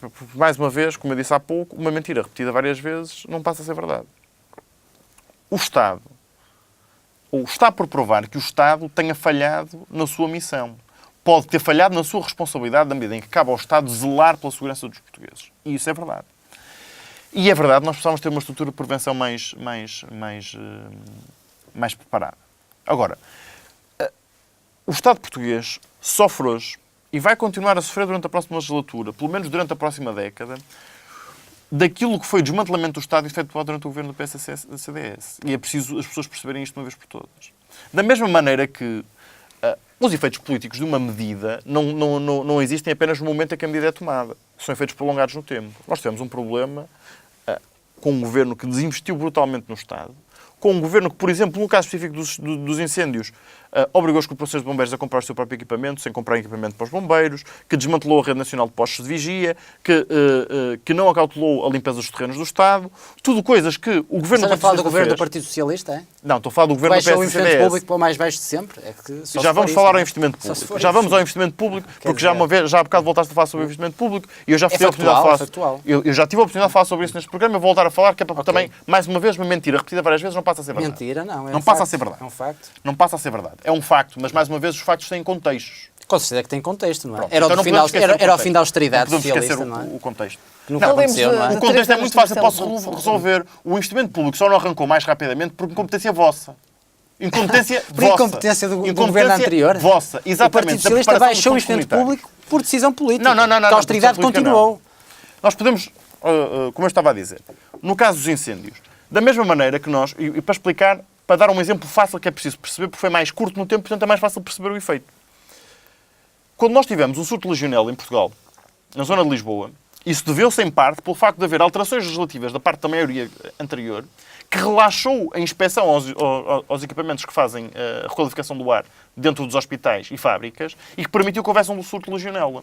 E isso não é responsabilidade, certamente, se tivesse acontecido o mesmo surto de legionela, não no momento do governo do PSD-CDS, e tivesse acontecido no momento do governo do PS, a responsabilidade não passava a ser do governo do PS. Portanto, as nossas medidas políticas têm efeitos prolongados no tempo. Nós tivemos um momento de desinvestimento brutal no Estado, com consequências para a manutenção do Estado. Durante 4 anos não houve um equipamento comprado em Portugal, praticamente. Não houve manutenção das estruturas básicas do Estado. E é disso que nós temos vindo a recuperar. É possível fazer tudo de uma vez e resolver tudo numa legislatura? Não é. Porque é mais fácil destruir do que construir. E, portanto, a destruição do Estado que foi provocada durante 4 anos com o governo do PSD-CDS não é recuperável no espaço de uma legislatura. Dito isto, é preciso nós vermos que, quando nós falamos do Serviço Nacional de Saúde, é preciso relembrar, porque parece que se esqueceram, que o Serviço Nacional de Saúde teve um corte efetivo no seu orçamento de 1.000 milhões de euros por ano durante 4 anos. É preciso relembrar também que o governo do Partido Socialista, durante os primeiros 3 anos da legislatura, repôs 700 milhões de euros em cada um dos anos desse orçamento de Estado e neste ano excede os 1.000 milhões de euros de reposição. Não repusemos tudo e não foi possível fazer tudo para cativações. recuperar. 400 milhões cativados. Já vamos aí. E, portanto, nós podemos dizer o que quisermos, mas a verdade é que o caminho do Serviço Nacional de Saúde tem sido recuperação. Pois há outra coisa que é preciso... Recuperação? É um caminho de recuperação. E nós Repara, podemos, nós podemos querer brincar com o que quisermos. Não é Mas vamos ver os brincar, números. o Serviço Nacional está catastrófico. Vamos ver os absolutamente, não é? números. Basta ir a um hospital público, não é? Vamos ver, nós podemos ir a um hospital público e aquilo que vai acontecer, que é a realidade dos números, é que temos mais consultas efetuadas, mais portugueses com médico de família, mais cirurgias operadas e reduções de espera. Não sei que Portanto, vocês podem querer pintar o cenário que quiserem e É querer brincar dramático o com o cenário, serviço. é dramático. Não sou eu que digo, são os profissionais que estão lá e os doentes, principalmente, os utentes do serviço. Não é? Foi há coisa do mês, creio eu, o Serviço Nacional de Saúde, nono serviço, acho eu, não era o nono, peço desculpa, 14º melhor Serviço Nacional de Saúde do mundo. Portanto, certamente que o nosso Serviço Nacional de Saúde está catastrófico. Pronto, Os dados são claros, errados, nós podemos querer dizer o que quisermos, os dados são claros. Temos, neste momento, mais consultas a ser efetuadas em Portugal, mais operações a ser realizadas em Portugal, mais médicos do Serviço Nacional de Saúde. Aquilo que nós não fizemos, ao contrário do PSD e do CDS, foi paralisar o Serviço Nacional de Saúde. Aliás, tanto que fomos nós que abrimos, por exemplo, durante o ano passado, o maior concurso de acesso a médicos especialistas ao Serviço Nacional de Saúde. E, portanto, nós podemos dizer que, da mesma forma que também contratámos mais assistentes operacionais e contratámos mais enfermeiros. E, portanto, nós podemos dizer o que quisermos, mas a verdade é que, ao longo destes 4 anos, o Serviço Nacional de Saúde não está ótimo. Ninguém está a dizer que está ótimo. Está Nem pior, ninguém vai dizer que está ótimo. muito pior que mas não está estava. pior. Está pior. Não está pior. Não está pior, está muito pior. Não. Aquilo tem sido Agora temos que ser organizado, claros, e isto muito leva-nos pior. ao Presidente Marcelo Rebelo de Sousa, aquilo que tem sido organizado em Portugal, infelizmente, é uma campanha, quer de órgãos de comunicação social, quer de grupos privados, para denegrir a imagem do Serviço Nacional de Saúde, com vista à discussão que nós estamos a ter hoje em dia, que é a discussão da lei de bases do Serviço Nacional de Saúde. Porque estes partidos e estas pessoas têm interesse privado no negócio da saúde. Tem interesse em estão servir os portugueses. Em servir os apostados, como o próprio PSD, que já admitiu. O PSD quer servir os portugueses. Não tem preconceitos ideológicos de esquerda, como vocês. Eu também não tenho preconceitos ideológicos Partido Socialista, de esquerda. Tenho tem ideias de Partido esquerda. Socialista. São coisas diferentes. Não são preconceitos, são ideias. Não, são preconceitos em muitos aspectos. Exatamente, razões de esquerda. E a verdade é que nós nos últimos meses temos assistido, ao contrário do que diziam todos os indicadores, temos assistido a uma tentativa de montagem de uma imagem pública sobre o Serviço Nacional de Saúde que nos leva a uma conclusão, que é a conclusão desta discussão. E a conclusão desta discussão é a reestruturação que a direita portuguesa quer e as elites portuguesas querem, que as haja elites concorrência, financeiras em serviço. Portugal querem, é um Serviço Nacional de Saúde privatizado. Não, é um Agora, serviço público. Ao contrário, não tem sido esse o caminho do Partido Socialista. Queres lançar o intervalo? Não, quero falar, quero que se voltemos assim for, à pronto. conversa relativa ao Marcelo Rebelo de Sousa Era aí que eu e aos queria 3 chegar. anos de Era aí que eu mandato queria chegar. Porque isso é que é e importante. aos aspectos Marcelo Rebelo de positivos Sousa. e negativos. Esse é o principal aspecto negativo de Marcelo Rebelo de Sousa. E por isso é que eu estava a Contextualizar relacionar também. este tópico. A mim pouco me interessa se um Presidente da República dá mais abraço ou menos abraço, ou dá mais beijos ou menos beijos. Isso, para mim, seja um Presidente da República, seja um Primeiro-Ministro, seja quem for, um ator político não se mede pelo conjunto de beijos e de abraços que dá. Da mesma maneira que também não acho, obviamente, que uma pessoa, que um agente político, não tenha que ser empático com as pessoas. É normal que tenha que o ser. Mas, mais uma vez, não tem que se cair nem no 80 nem no 80. Agora, independentemente disso, independentemente do estilo, e eu não gosto do estilo, não gosto porque não acho. Uma coisa é haver empatia, haver representação, haver proximidade. Outra coisa é show-off. E Marcelo Rebelo de Sousa, em toda a sua carreira, não é de agora. O Marcelo Rebelo de Sousa é um homem com muitas qualidades, como é óbvio. Já aqui dissemos e bem, é um ótimo jurista, um ótimo constitucionalista, um ótimo professor. É uma pessoa que teve um impacto na sociedade portuguesa, obviamente, mas que tem sido, toda a vida política dele foi construída por base no show-off. Foi assim quando esteve nos órgãos de comunicação social, não só como comentador, mas também trabalha como jornalista. Foi assim quando foi sempre candidato. Quer dizer, toda a gente se lembra do célebre mergulho no Rio Tejo de Marcelo Rebelo de Sousa. E, portanto, Marcelo Rebelo de Sousa é e sempre foi show-off. Mas ainda lhe falta é um show Cataplana, não é? perigoso. Na Cristina. Ainda lhe falta essa parte. Falta a parte da Cristina, o telefonema para a Cristina. Não, mas falta-lhe a Cataplana mal. da António Costa, não é? Na Cristina, isso falta, não é? Isso, por exemplo, é uma das coisas que eu critico no António Costa. O António Costa pronto, não olha, tinha o erro, não tinha que fazer isso. Estou completamente em desacordo com você. E isso é parte do problema de Marcelo Rebelo de Sousa. O Primeiro-Ministro não tem que ir lá, nem o Presidente da República. Fazer Cataplana. Criar a ligação com o eleitor, com o cidadão. Criar a relação com o eleitor não se faz num programa da manhã. Também se faz. Muito menos a fazer Cataplana. Também se faz. Não. Esse é um dos efeitos negativos de Marcelo. Mas vamos chegar à parte que me importa. Independentemente disso, ele é um homem-espetáculo, mas é um homem-espetáculo perigoso. Na medida em que nós estamos habituados a assistir, não tanto em Portugal, felizmente não tem acontecido, mas no mundo, a homens-espetáculo que são isso mesmo, que são apenas e só homens-espetáculo. Marcelo Rebelo de Sousa é o presidente das duas caras. Porque é o homem fofinho que aparece na televisão, que dá um abraço a um velhinho qualquer, mas é ao mesmo tempo o homem que está disposto em qualquer momento a defender os interesses privados. As declarações de Marcelo Rebelo de Sousa sobre o processo de negociação política para a nova lei de bases da saúde mostra a verdadeira cara de Marcelo Rebelo de Sousa. Marcelo Rebelo de Sousa está a procurar, com o seu poder presidencial, e já não é a primeira vez que isto acontece, nos momentos-chave, defender sempre os negócios privados. E esse não é um Presidente da República no qual eu me possa rever. Marcelo Rebelo de Sousa pode dar as voltas ao mundo que quiser. pode dar os beijinhos que quiser, pode ser simpático com toda a gente e eu certamente teria muito gosto também em falar com ele, sentar-me com ele e discutirmos qualquer coisa. Não pode, a nossa avaliação política de um agente político ser feita senão na base, quer da sua ação, quer das suas ideias políticas. E Marcelo Rebelo de Sousa é verdade que tem procurado ter a maior popularidade possível, que tem procurado, de alguma forma, aí até no respeito daquilo que é a função presidencial, não ceder a sua função presidencial, ao contrário de Cavaco Silva, que teve duas posturas, porque toda a gente se lembra, Cavaco Silva no primeiro mandato presidencial com José Sócrates teve uma postura e teve outra postura no segundo mandato com Passos Coelho, portanto, tornando o exercício da presidência da República um exercício ativo de defesa do seu partido. Aqui há uma separação, Eduardo. Aí há uma separação, isso é uma das vantagens de Marcelo Rebelo de Sousa. Agora, também não acho que seja a separação mais saudável, por uma razão simples. É que Marcelo Rebelo de Sousa está à procura de, ao mesmo tempo que quer ser popular, sempre que chega um momento-chave, defender os interesses privados. E isso é que não me agrada em Marcelo Rebelo de Sousa. Porque por trás desta... referes-te ao quê especificamente? Refiro-me, por exemplo, a estas declarações sobre a necessidade de entendimentos à direita sobre o Serviço Nacional de Saúde. O Serviço Nacional de Saúde não foi fundado pelos partidos à direita, nem nunca com o seu acordo. E a única reforma que os partidos à direita fizeram no Serviço Nacional de Saúde foi, em maioria, não foi com o Partido Socialista, portanto, não foi com esta ideia de consenso político do país, e foi para abrir a porta à iniciativa privada no Serviço Nacional de Saúde. E, portanto, é preciso que se diga que Marcelo Rebelo de Sousa o que está a tentar fazer não é chamar a um grande entendimento nacional, porque nunca houve um grande entendimento nacional em relação ao Serviço Nacional de Saúde, mas é sim abrir a porta ao aprofundamento da privatização do Serviço Nacional de Saúde.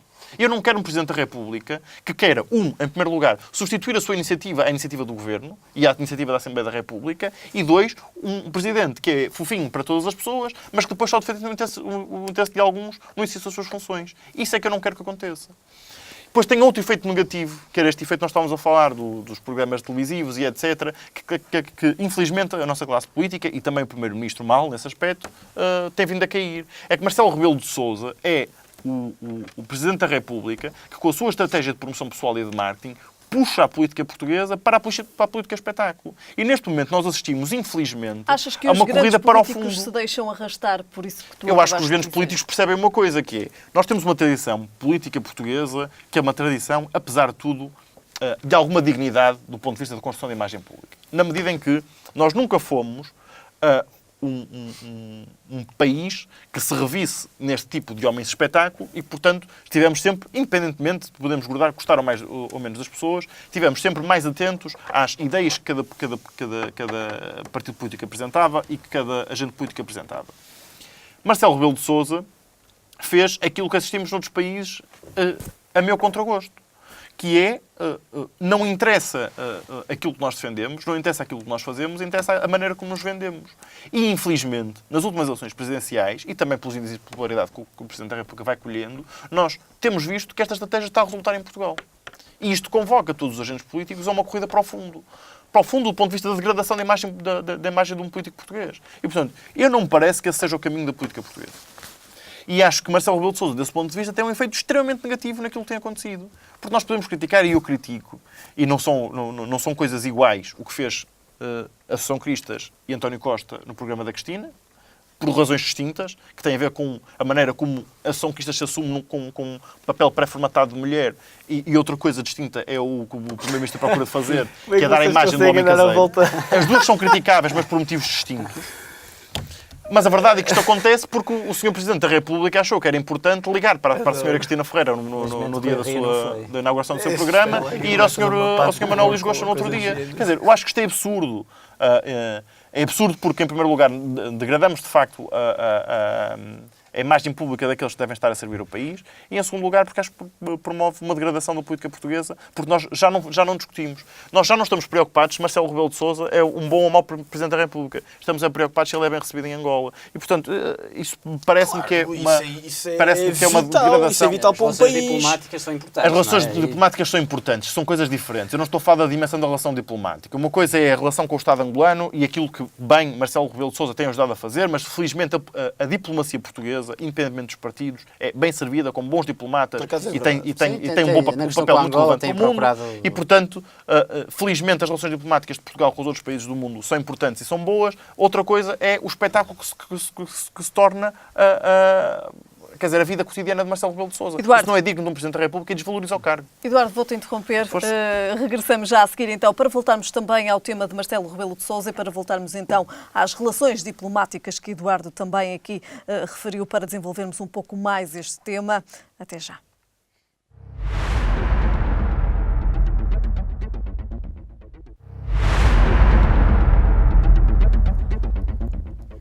Estamos então de regresso para a última parte do Desafios Políticos. Regresso à conversa com o Eduardo. Falamos agora das relações diplomáticas e de Marcelo Rebelo de Sousa.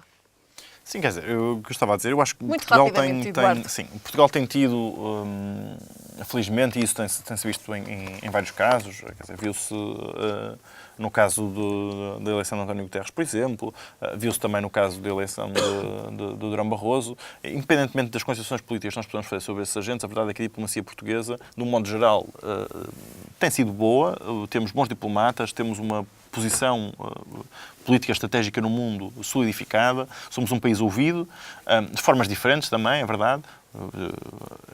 Acho que é indiscutível que hoje em dia Portugal tem uma posição no seio da União Europeia que é muito distinta daquela que tinha durante o governo de Passos Coelho, mas independentemente disso, no modo geral, temos tido boas relações diplomáticas.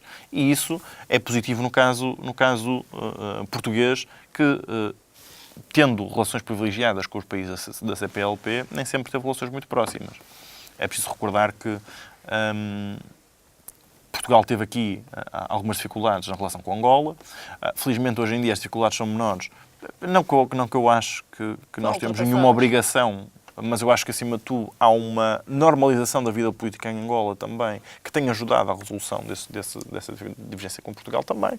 E, portanto, isso significa, de alguma maneira, que, à medida que possamos, e espero que se confirme mesmo essa normalização da vida democrática em Angola, que possamos ter relações com Angola que sejam de outro nível, mas a verdade é que Marcelo Rebelo de Sousa tem essa preocupação, isso é uma das vantagens do Presidente da República. Não é o primeiro nem é o único, a verdade é essa. Não é? O papel do Presidente da República tem sido muito esse também, da união da comunidade portuguesa pelo mundo. Eduardo, aproveito para te perguntar, depois vou também fazer esta questão, vou estender esta questão ao Zeca e ao Carlos, para fecharmos este tema e depois passarmos ao tema da bolha imobiliária em Portugal e à lei do arrendamento. Pergunto-te, acreditas então que Marcelo Rebelo de Sousa se vai recandidatar e que terá o apoio do PS, como tanto se diz? Eu acredito que Marcelo Rebelo de Sousa se vai recandidatar, porque, quer dizer, eu acho que desde que Marcelo Rebelo de Sousa disse que não se candidatava nem queria estivesse à terra, que nós sabíamos que ele ia ser candidato, não é? E, portanto, da mesma maneira que ele dizer que não sabe se vai recandidatar, é a certeza absoluta de que ele será recandidato e, portanto, acho que isso é um processo absolutamente normal. Marcelo Rebelo de Sousa não tem nenhum impedimento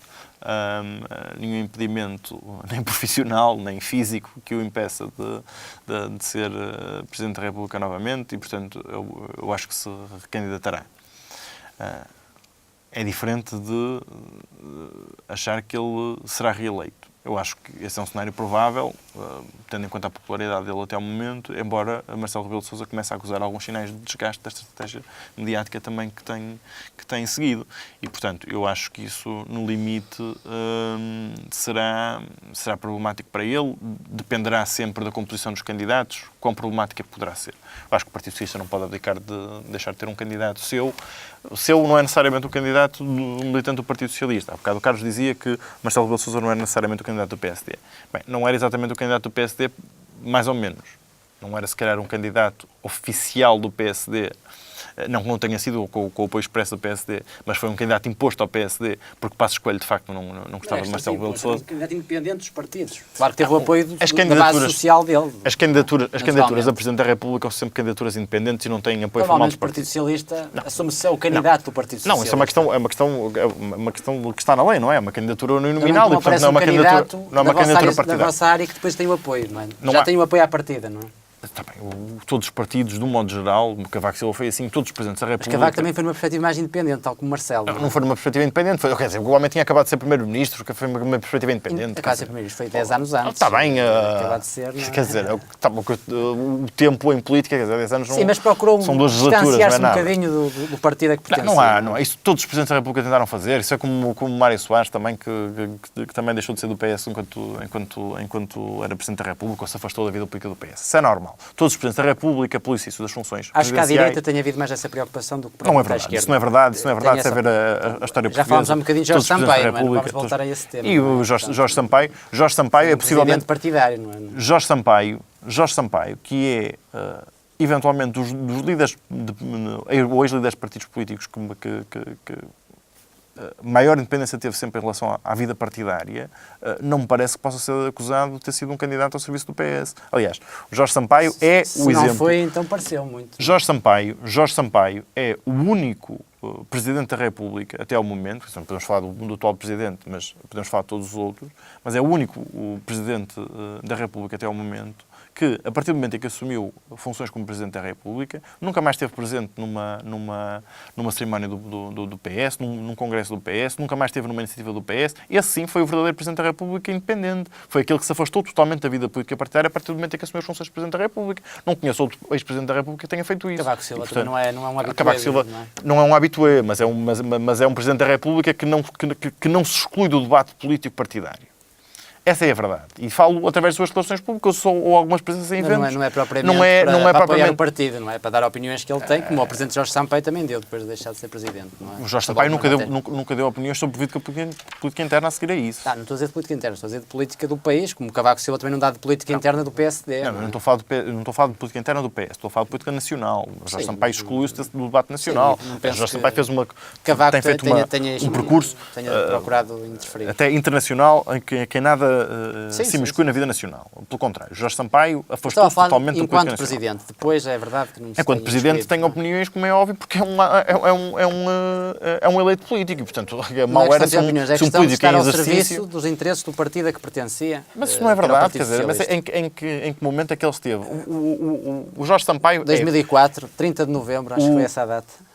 O Jorge Sampaio é crucificado pelas pessoas do PS por não ter feito a dissolução da Assembleia da República no momento em que Durão Barroso sai. E é crucificado pelas pessoas do PSD por ter feito a dissolução da Assembleia da República no momento em que se verificou que não havia estabilidade política.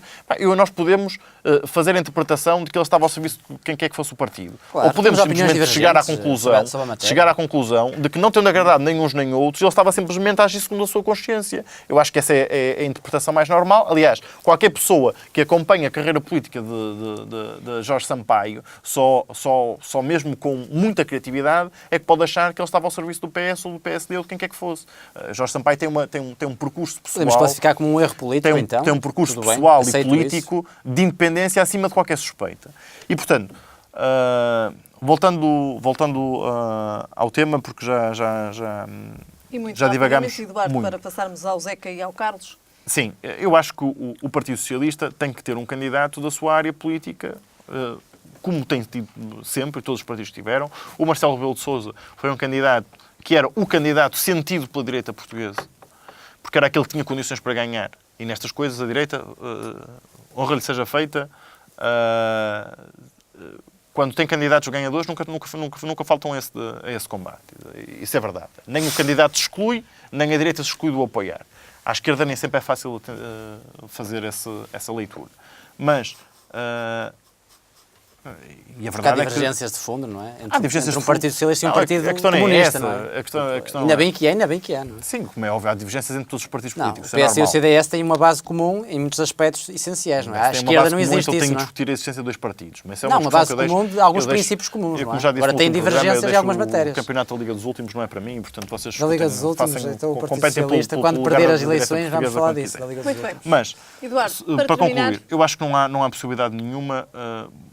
Apenas por uma razão simples. O Partido Socialista não poderia nunca faltar ao debate sobre o que deve ser o exercício do mandato do Presidente da República. E, portanto, independentemente da boa relação institucional que possa haver entre o Governo e o Presidente da República, isso é saudável, eu acho que o que não seria saudável era o Partido Socialista não ter na sua área política um candidato que conseguisse explicar aquilo que eu expliquei há bocado, que o Presidente da República não pode ser um presidente de abraços e de beijinhos e depois o que vamos a ver é que, do ponto de vista político e efetivo, as suas ações apenas abraçam a iniciativa privada.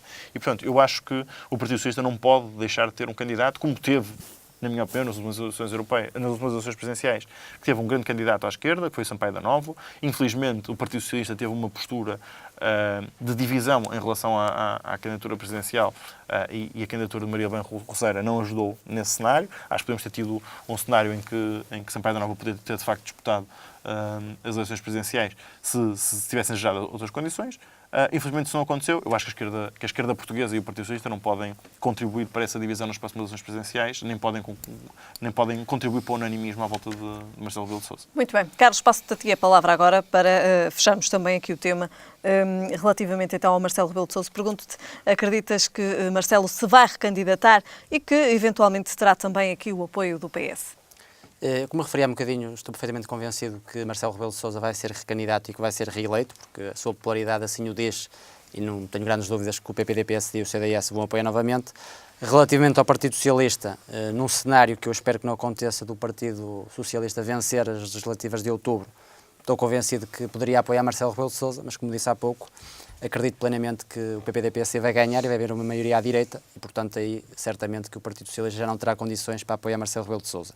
Agora, se me é permitido, só relativamente à análise do mandato do Presidente, pegar no aspecto que foi referido de ele poder estar a defender alguns interesses privados, nomeadamente na área da saúde. Eu há um bocadinho referia a palavra preconceito ideológico, sem nenhuma carga negativa. O Partido Socialista, e tu neste caso tens todo o direito a defender os princípios que bem entendem, obviamente. Agora, nesta matéria, eu acho que é fundamental para o país promover a iniciativa privada, porque só vai haver crescimento e desenvolvimento e melhoria das condições de vida dos portugueses com a iniciativa privada, não é com mais Estado. O Estado apenas destrói riqueza em muitos aspectos. Portanto, é fundamental que a iniciativa privada crie essa riqueza que vai gerar realmente emprego e vai gerar a melhoria das condições de vida de todos os portugueses, que é isso que todos almejamos em Portugal. Agora, o Presidente Marcelo falou da questão de haver um maior consenso, ou a procura desse consenso, entre não só do Partido Socialista com a sua esquerda, mas também à sua direita, porque hoje está a esquerda no poder e amanhã certamente que estará a direita ou o centro-direita a governar Portugal. E, portanto, é essencial que haja alguns princípios comuns da futura lei de bases. É verdade que disseste que a anterior lei de bases foi aprovada no governo de Cavaco Silva, também com o apoio do CDS, e que não teve o apoio do Partido Socialista, e que nessa altura também não houve consenso e avançou-se, não é? E, portanto, aí é um aspecto que vocês têm razão nessa matéria. Também não houve consenso na altura.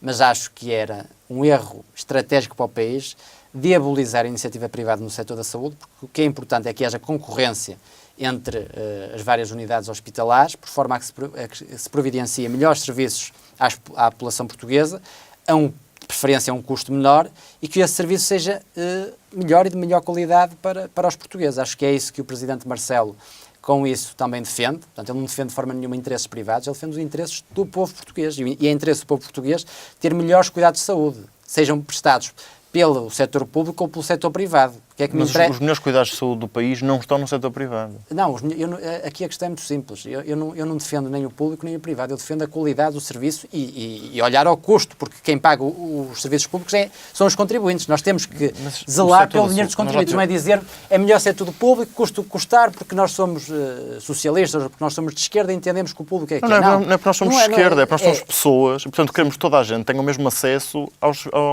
serviços de saúde. E o que é que isso fica em causa? Nós não... Já tivemos esta discussão aqui no outro programa. Sim, nem quero interesse. Só queria realmente aqui marcar a posição, porque discordo do que disseste relativamente a isso.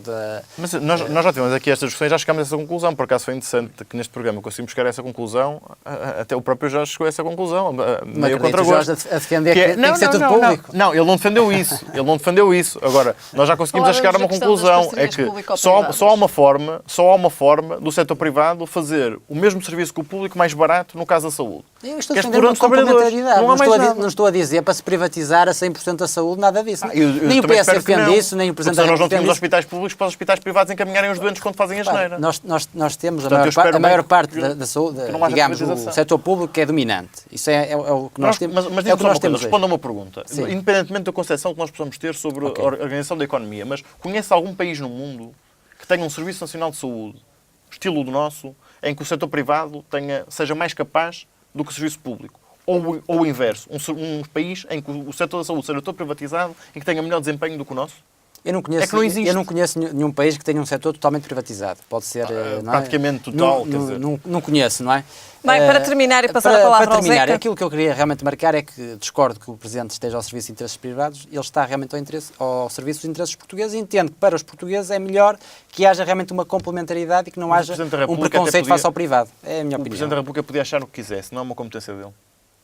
Mas o que ele disse é ele apelou a haver um consenso. Da mesma forma que nós Mas não estamos a tem dizer que que é fazer. importante ele apelar à Mas o- estabilidade política e ter contribuído para Claro, ela, como é óbvio, ele apelar a mas um o Presidente da consenso República- político. O Presidente da Não pode República, fazer, não. o Presidente da Deve República, fazer, pela deve palavra, fazer. um pendor político. Claro. faz pressão Muito bem. política sobre os partidos, não é? E não o deve fazer neste caso, não é uma competência dele. Zeca, ouço-te a ti relativamente a este tema para fechar muito rapidamente. Oh, Helena, eu acho que sobre este tema nós já conseguimos dissecar o Marcelo Rebelo de Sousa de cima a baixo.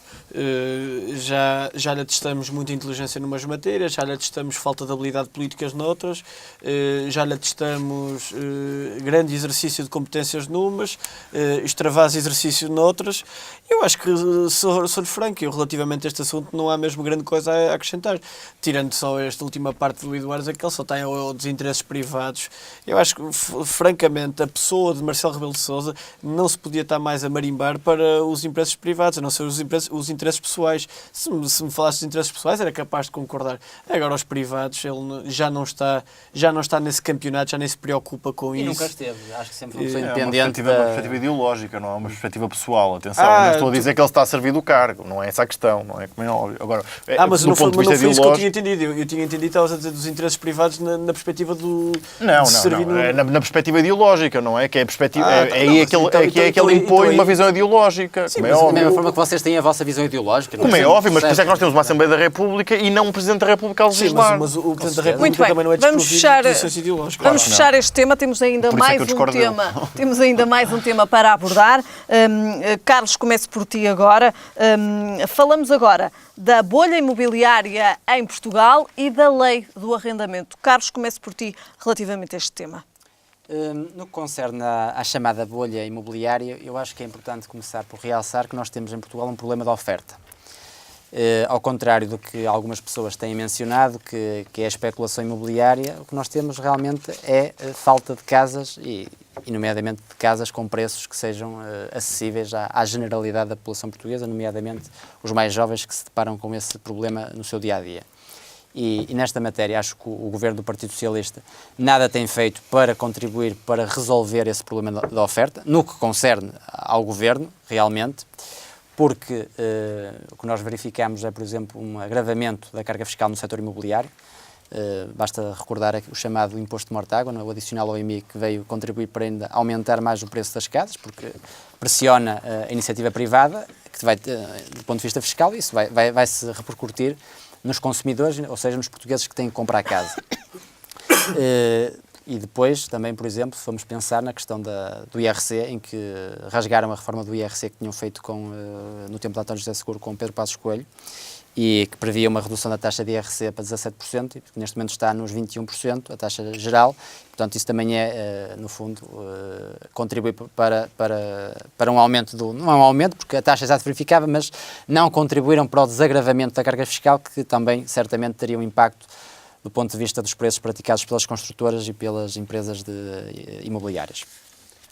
Depois também temos a questão de agilizar os processos de licenciamento. Acho que aí tem mais a ver com a questão das câmaras municipais. Acho que todas as câmaras deviam ter essa preocupação de realmente terminar com a burocracia. Acho que é um dos problemas do país. É essencial haver uma maior facilidade e rapidez no licenciamento. Isso também ia contribuir para melhorar a oferta e aumentá-la. A questão também da reabilitação dos imóveis públicos e colocá-los no mercado. Portanto, o Estado é um grande proprietário e verifica-se que tem muitos imóveis devolutos. Acho extraordinário que esteja muito preocupado com os privados que têm imóveis devolutos, em vez de olhar para si e para os imóveis que têm e resolver primeiro os seus problemas, em vez de estar, lá está, com os preconceitos face ao setor privado e querer imiscuir-se naquela que é a vida e a decisão dos privados. E realmente estou convencido que essas medidas eram essenciais para desagravar a pressão que se verifica atualmente no imobiliário. No que concerne à questão do arrendamento, o Partido Socialista e os partidos à esquerda têm sido muito críticos da lei que surgiu no governo de Passos Coelho, não é, nomeadamente que tinha o pelouro, não é, da ministra Assunção Cristas. Eu acho que nós temos que aí avaliar dois aspectos. Um primeiro aspecto é que nós tínhamos uma lei das rendas que era um obstáculo à reabilitação, que era um obstáculo ao desenvolvimento, que era um obstáculo ao crescimento. E o Governo verificou esse problema e procurou resolvê-lo. E daí que essa reforma foi positiva nesse aspecto. Não é? Nós temos que verificar que o crescimento económico que nós temos em Portugal, ao contrário daquilo que foi prometido pelo PS na campanha eleitoral, não deriva do Estado ou do investimento público. Aliás, baixou brutalmente, como sabemos. Deriva da capacidade da iniciativa privada, nomeadamente alavancada no setor da construção e do turismo. E esses setores também estão a florescer devido aliás, esses setores ao florescer estão a promover a reabilitação urbana. E isso tem um impacto positivo no crescimento económico do país e, obviamente, que ajudam ao crescimento da economia.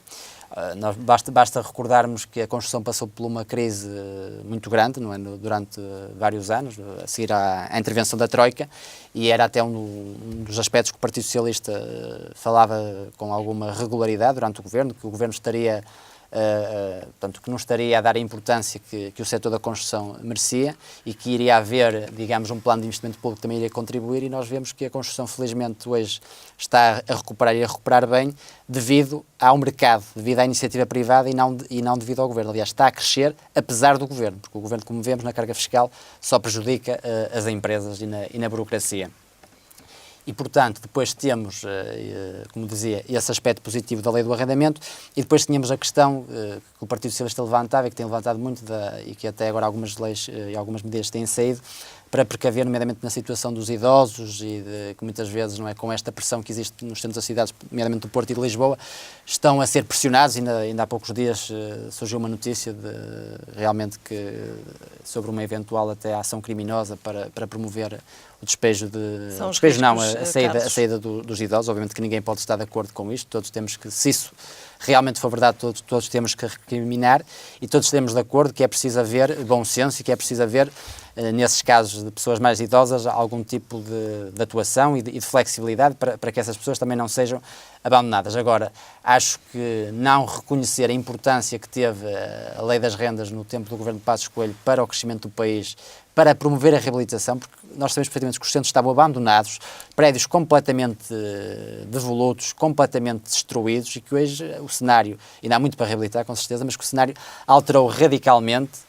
E portanto, acho que o balanço tem que ser positivo dessa lei, e compreendo que o Partido Socialista agora tinha sentido necessidade de tomar estas medidas que se verificam também para poder mitigar alguns aspectos negativos. Agora, de forma alguma, partilho da opinião que tem sido defendida pelo Governo, de que a lei que foi promovida por Assunção Cristas e pelo Governo do PPD, PS e do CDS tenha sido um mau caminho. Foi no bom caminho, claramente. Zeca, passo-te a ti a palavra sobre este tema. Bem, sobre este tema há muito a dizer. Dizer em primeiro lugar que a reforma que foi feita no mercado de arrendamento foi uma reforma que estava incluída no ponto número 6 do memorando da Troika assinado pelo Partido Socialista. Mas só uma ressalva, é uma boa reforma introduzida pela Troika, era uma reforma que mesmo em tempos de paz, digamos assim, se eu fosse ministro, a proporia. E porquê? Porque as rendas estavam obsoletas. O mercado de arrendamento, na verdade, é o que estimula o mercado da habitação. E é o mais normal possível e imaginário do mundo é que haja uma bolha no mercado, porque o mercado não existia. Pensemos, por exemplo, no mercado das tecnologias da internet no final do século XX. O mercado não existia, o mercado não estava consolidado. Qual foi a sua consequência? Uma bolha tecnológica. Depois arrebentou e hoje em dia vemos o mercado tecnológico como o maior mercado do mundo e o mais estabilizado. Portanto, não é uma coisa alarmante. É natural os preços subirem para depois descerem. Quando os preços sobem, o que é que vai acontecer? Vai haver mais construção, vai haver mais oferta. E isso, naturalmente, as forças do mercado vão levar a que o preço baixe. Portanto, com a maior disponibilidade de oferta e a procura mantendo-se, a coisa mais natural do mundo a acontecer é a baixa dos preços. Quem é que beneficia? O cidadão comum. Pelo que o mercado de arrendamento, estando liberalizado, é o melhor que pode acontecer às cidades. E depois há outra coisa, que é a questão da gentrificação, das pessoas saírem da cidade e irem para os arredores, para as cidades que estão à volta dos grandes centros, como acontece em Lisboa, como acontece no Porto. Isso é a coisa mais normal do mundo, quer dizer, o Porto, Lisboa, tem o seu território confinado, nós não podemos esperar. Aliás, só há uma cidade no mundo que tem um território pequeno e tem milhões de habitantes, que é Tóquio. E é uma cidade que cresceu em altura. Nós das duas, uma. Ou pensamos nas leis de crescimento em altura dos edifícios, que estragam, por exemplo, a luz da cidade, que trazem outras adversidades, ou então temos de aceitar o facto de que é normal que exista a fuga do centro das cidades para as cidades periféricas. São cidades lindíssimas, Vila Nova de Gaia, de onde é o nosso Eduardo, Matosinhos, Amaia, aqui do Grande Porto, Valongo, Gondomar. São cidades que valem a pena viver. Portanto, relativamente... Posso acrescentar Amarante, se quiser. Amarante também, que é a tua terra. As zonas periféricas. As zonas periféricas. Portanto, eu não vejo drama nenhum com essa questão do mercado de arrendamento. Claro, há pessoas que estão a sofrer com isso, há pessoas que estão a sofrer esta mudança de paradigma, porque foi um paradigma que teve estagnado 1000 anos. Portanto, quando se muda, há um choque quase que civilizacional. Mas o futuro é isto. O futuro tende para isto. Muito bem. Eduardo.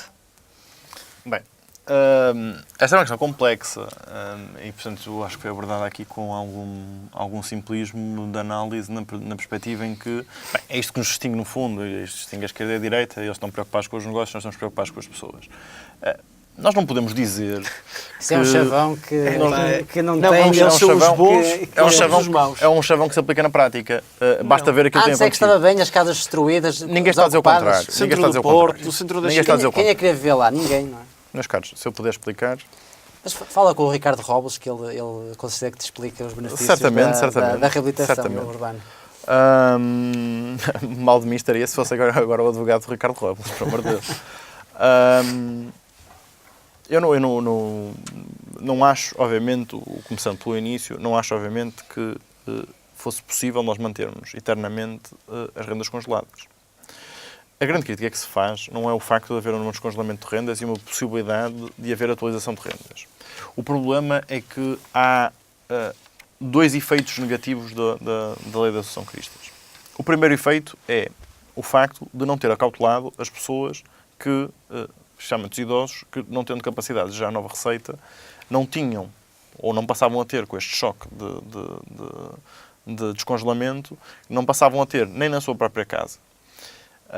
Sabendo, obviamente, aquilo que é o impacto na vida das pessoas, que já é difícil para um jovem ter que se deslocar para 30 km ao lado para poder viver, mais ainda para um idoso, não só não acautelaram a possibilidade dessa pessoa se manter na sua casa, como não acautelaram o efeito negativo que o descongelamento das rendas ia ter numa altura em que o mercado imobiliário começava a aquecer fruto do boom turístico em Portugal.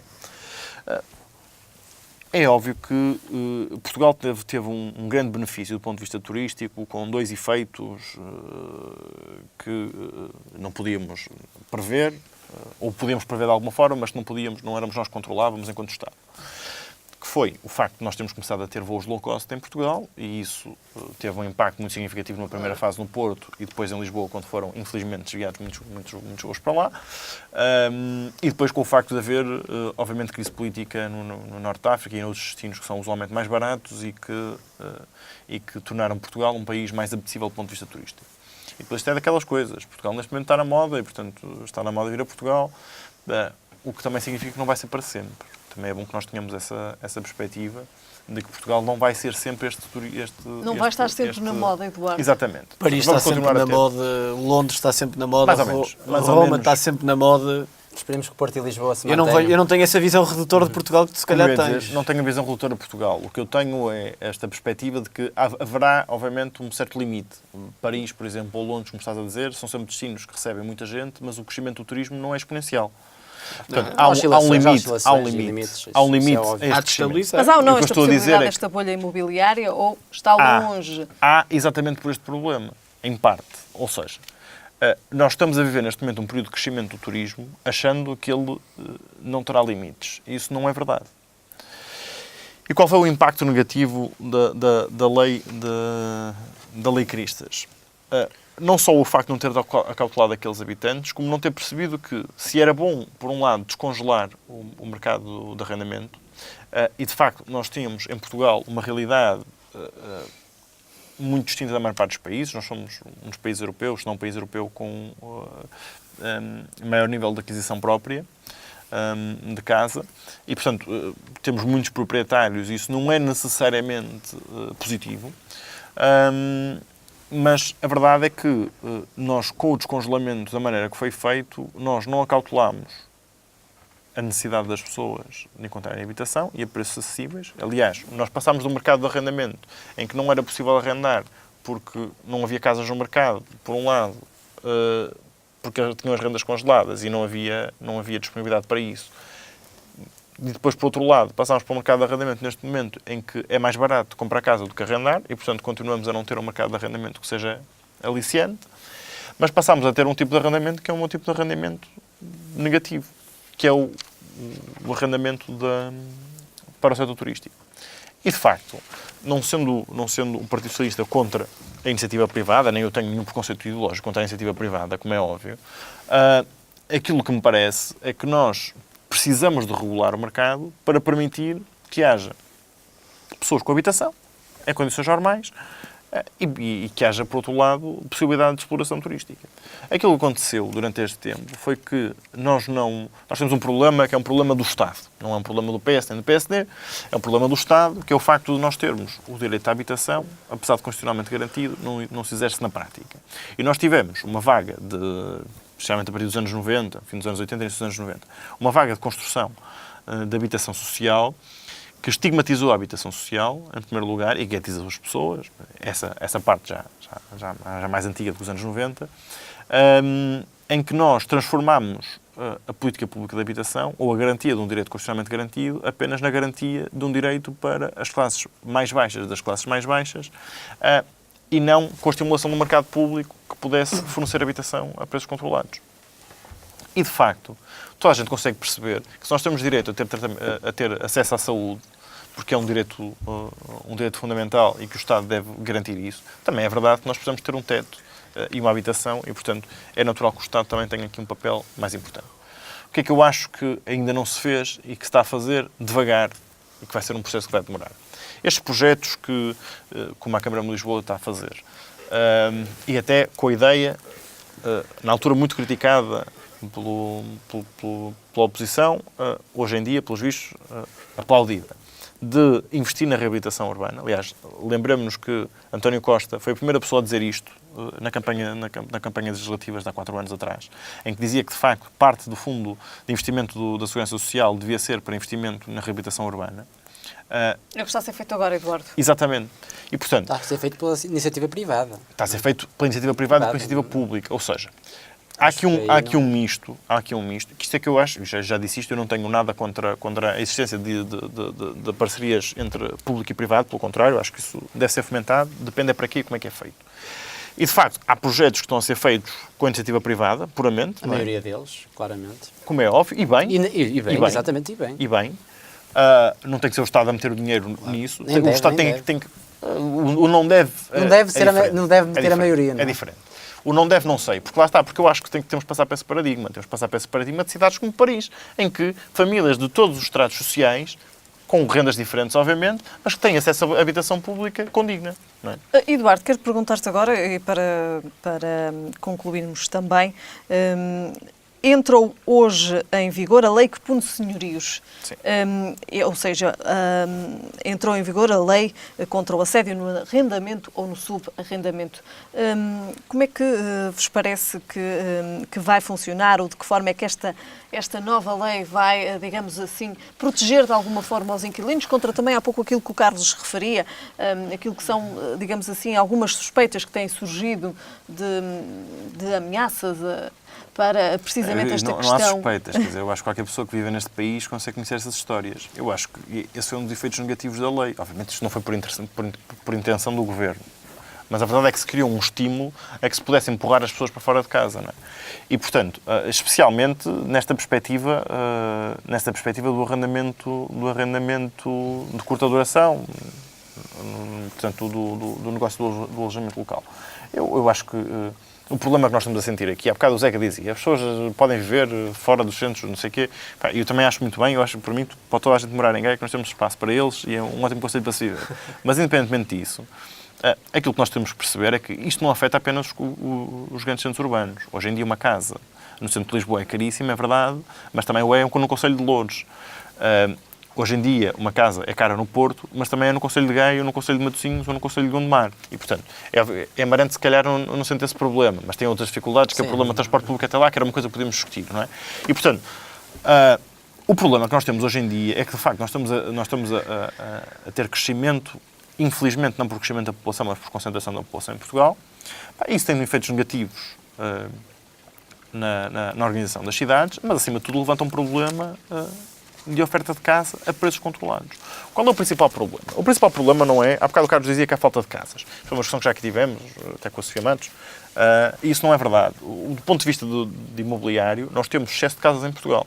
Nós temos um problema que é um desfazamento entre o número de casas disponíveis no mercado de arrendamento para arrendamento de longa duração, e é por isso que, também por iniciativa legislativa, o Governo e os outros partidos da maioria de esquerda na Assembleia da República têm procurado fazer afinações àquilo que são os incentivos ao alongamento de longa duração e a procura de mercado. E depois temos outro problema, que é, para além de termos poucas casas neste regime de oferta, nós temos que perceber que, se não houver políticas públicas que limitem, de facto, os preços praticados no mercado de arrendamento, enquanto nós tivermos este boom turístico a acontecer, não vai ser possível nós passarmos a uma situação em que possamos ter cidades habitadas por pessoas. Por uma razão muito simples. Como é óbvio, qualquer pessoa consegue perceber que é óbvio que há pessoas que não querem isso e querem estabilidade. Mas esses são casos raros. Na maioria dos casos, entre um proprietário receber uma renda mensal de 400 ou 500 euros ou receber 100 euros a cada 2 noites, é óbvio que o incentivo económico para que transforme a sua habitação no mercado de alojamento local é muito grande. Eduardo, e, portanto, não há possibilidade de nós combatermos isto sem colaboração da iniciativa privada, obviamente, na medida em que estamos a fazer, ou seja, disponibilizar que a contratualização com os municípios para a criação de novas habitações seja feito com parte dessas habitações a preços controlados, com limitações no mercado de arrendamento, sem desvalorizar a iniciativa privada, mas é preciso impor limites à iniciativa privada, porque, em primeiro lugar, o Estado tem uma missão. Ou tem que garantir, como diz a Constituição, o direito à habitação e não o direito ao alojamento local. E, portanto, espero que o Estado esteja do lado dos cidadãos. Muito bem. Quero agradecer aos três a vossa presença. Voltamos a marcar encontro na próxima semana. Quanto a si que nos acompanhou desse lado, é o fecho, então, deste Desafios Políticos. Voltamos a marcar encontro na próxima quarta-feira, às 22 horas. Até lá, uma boa semana.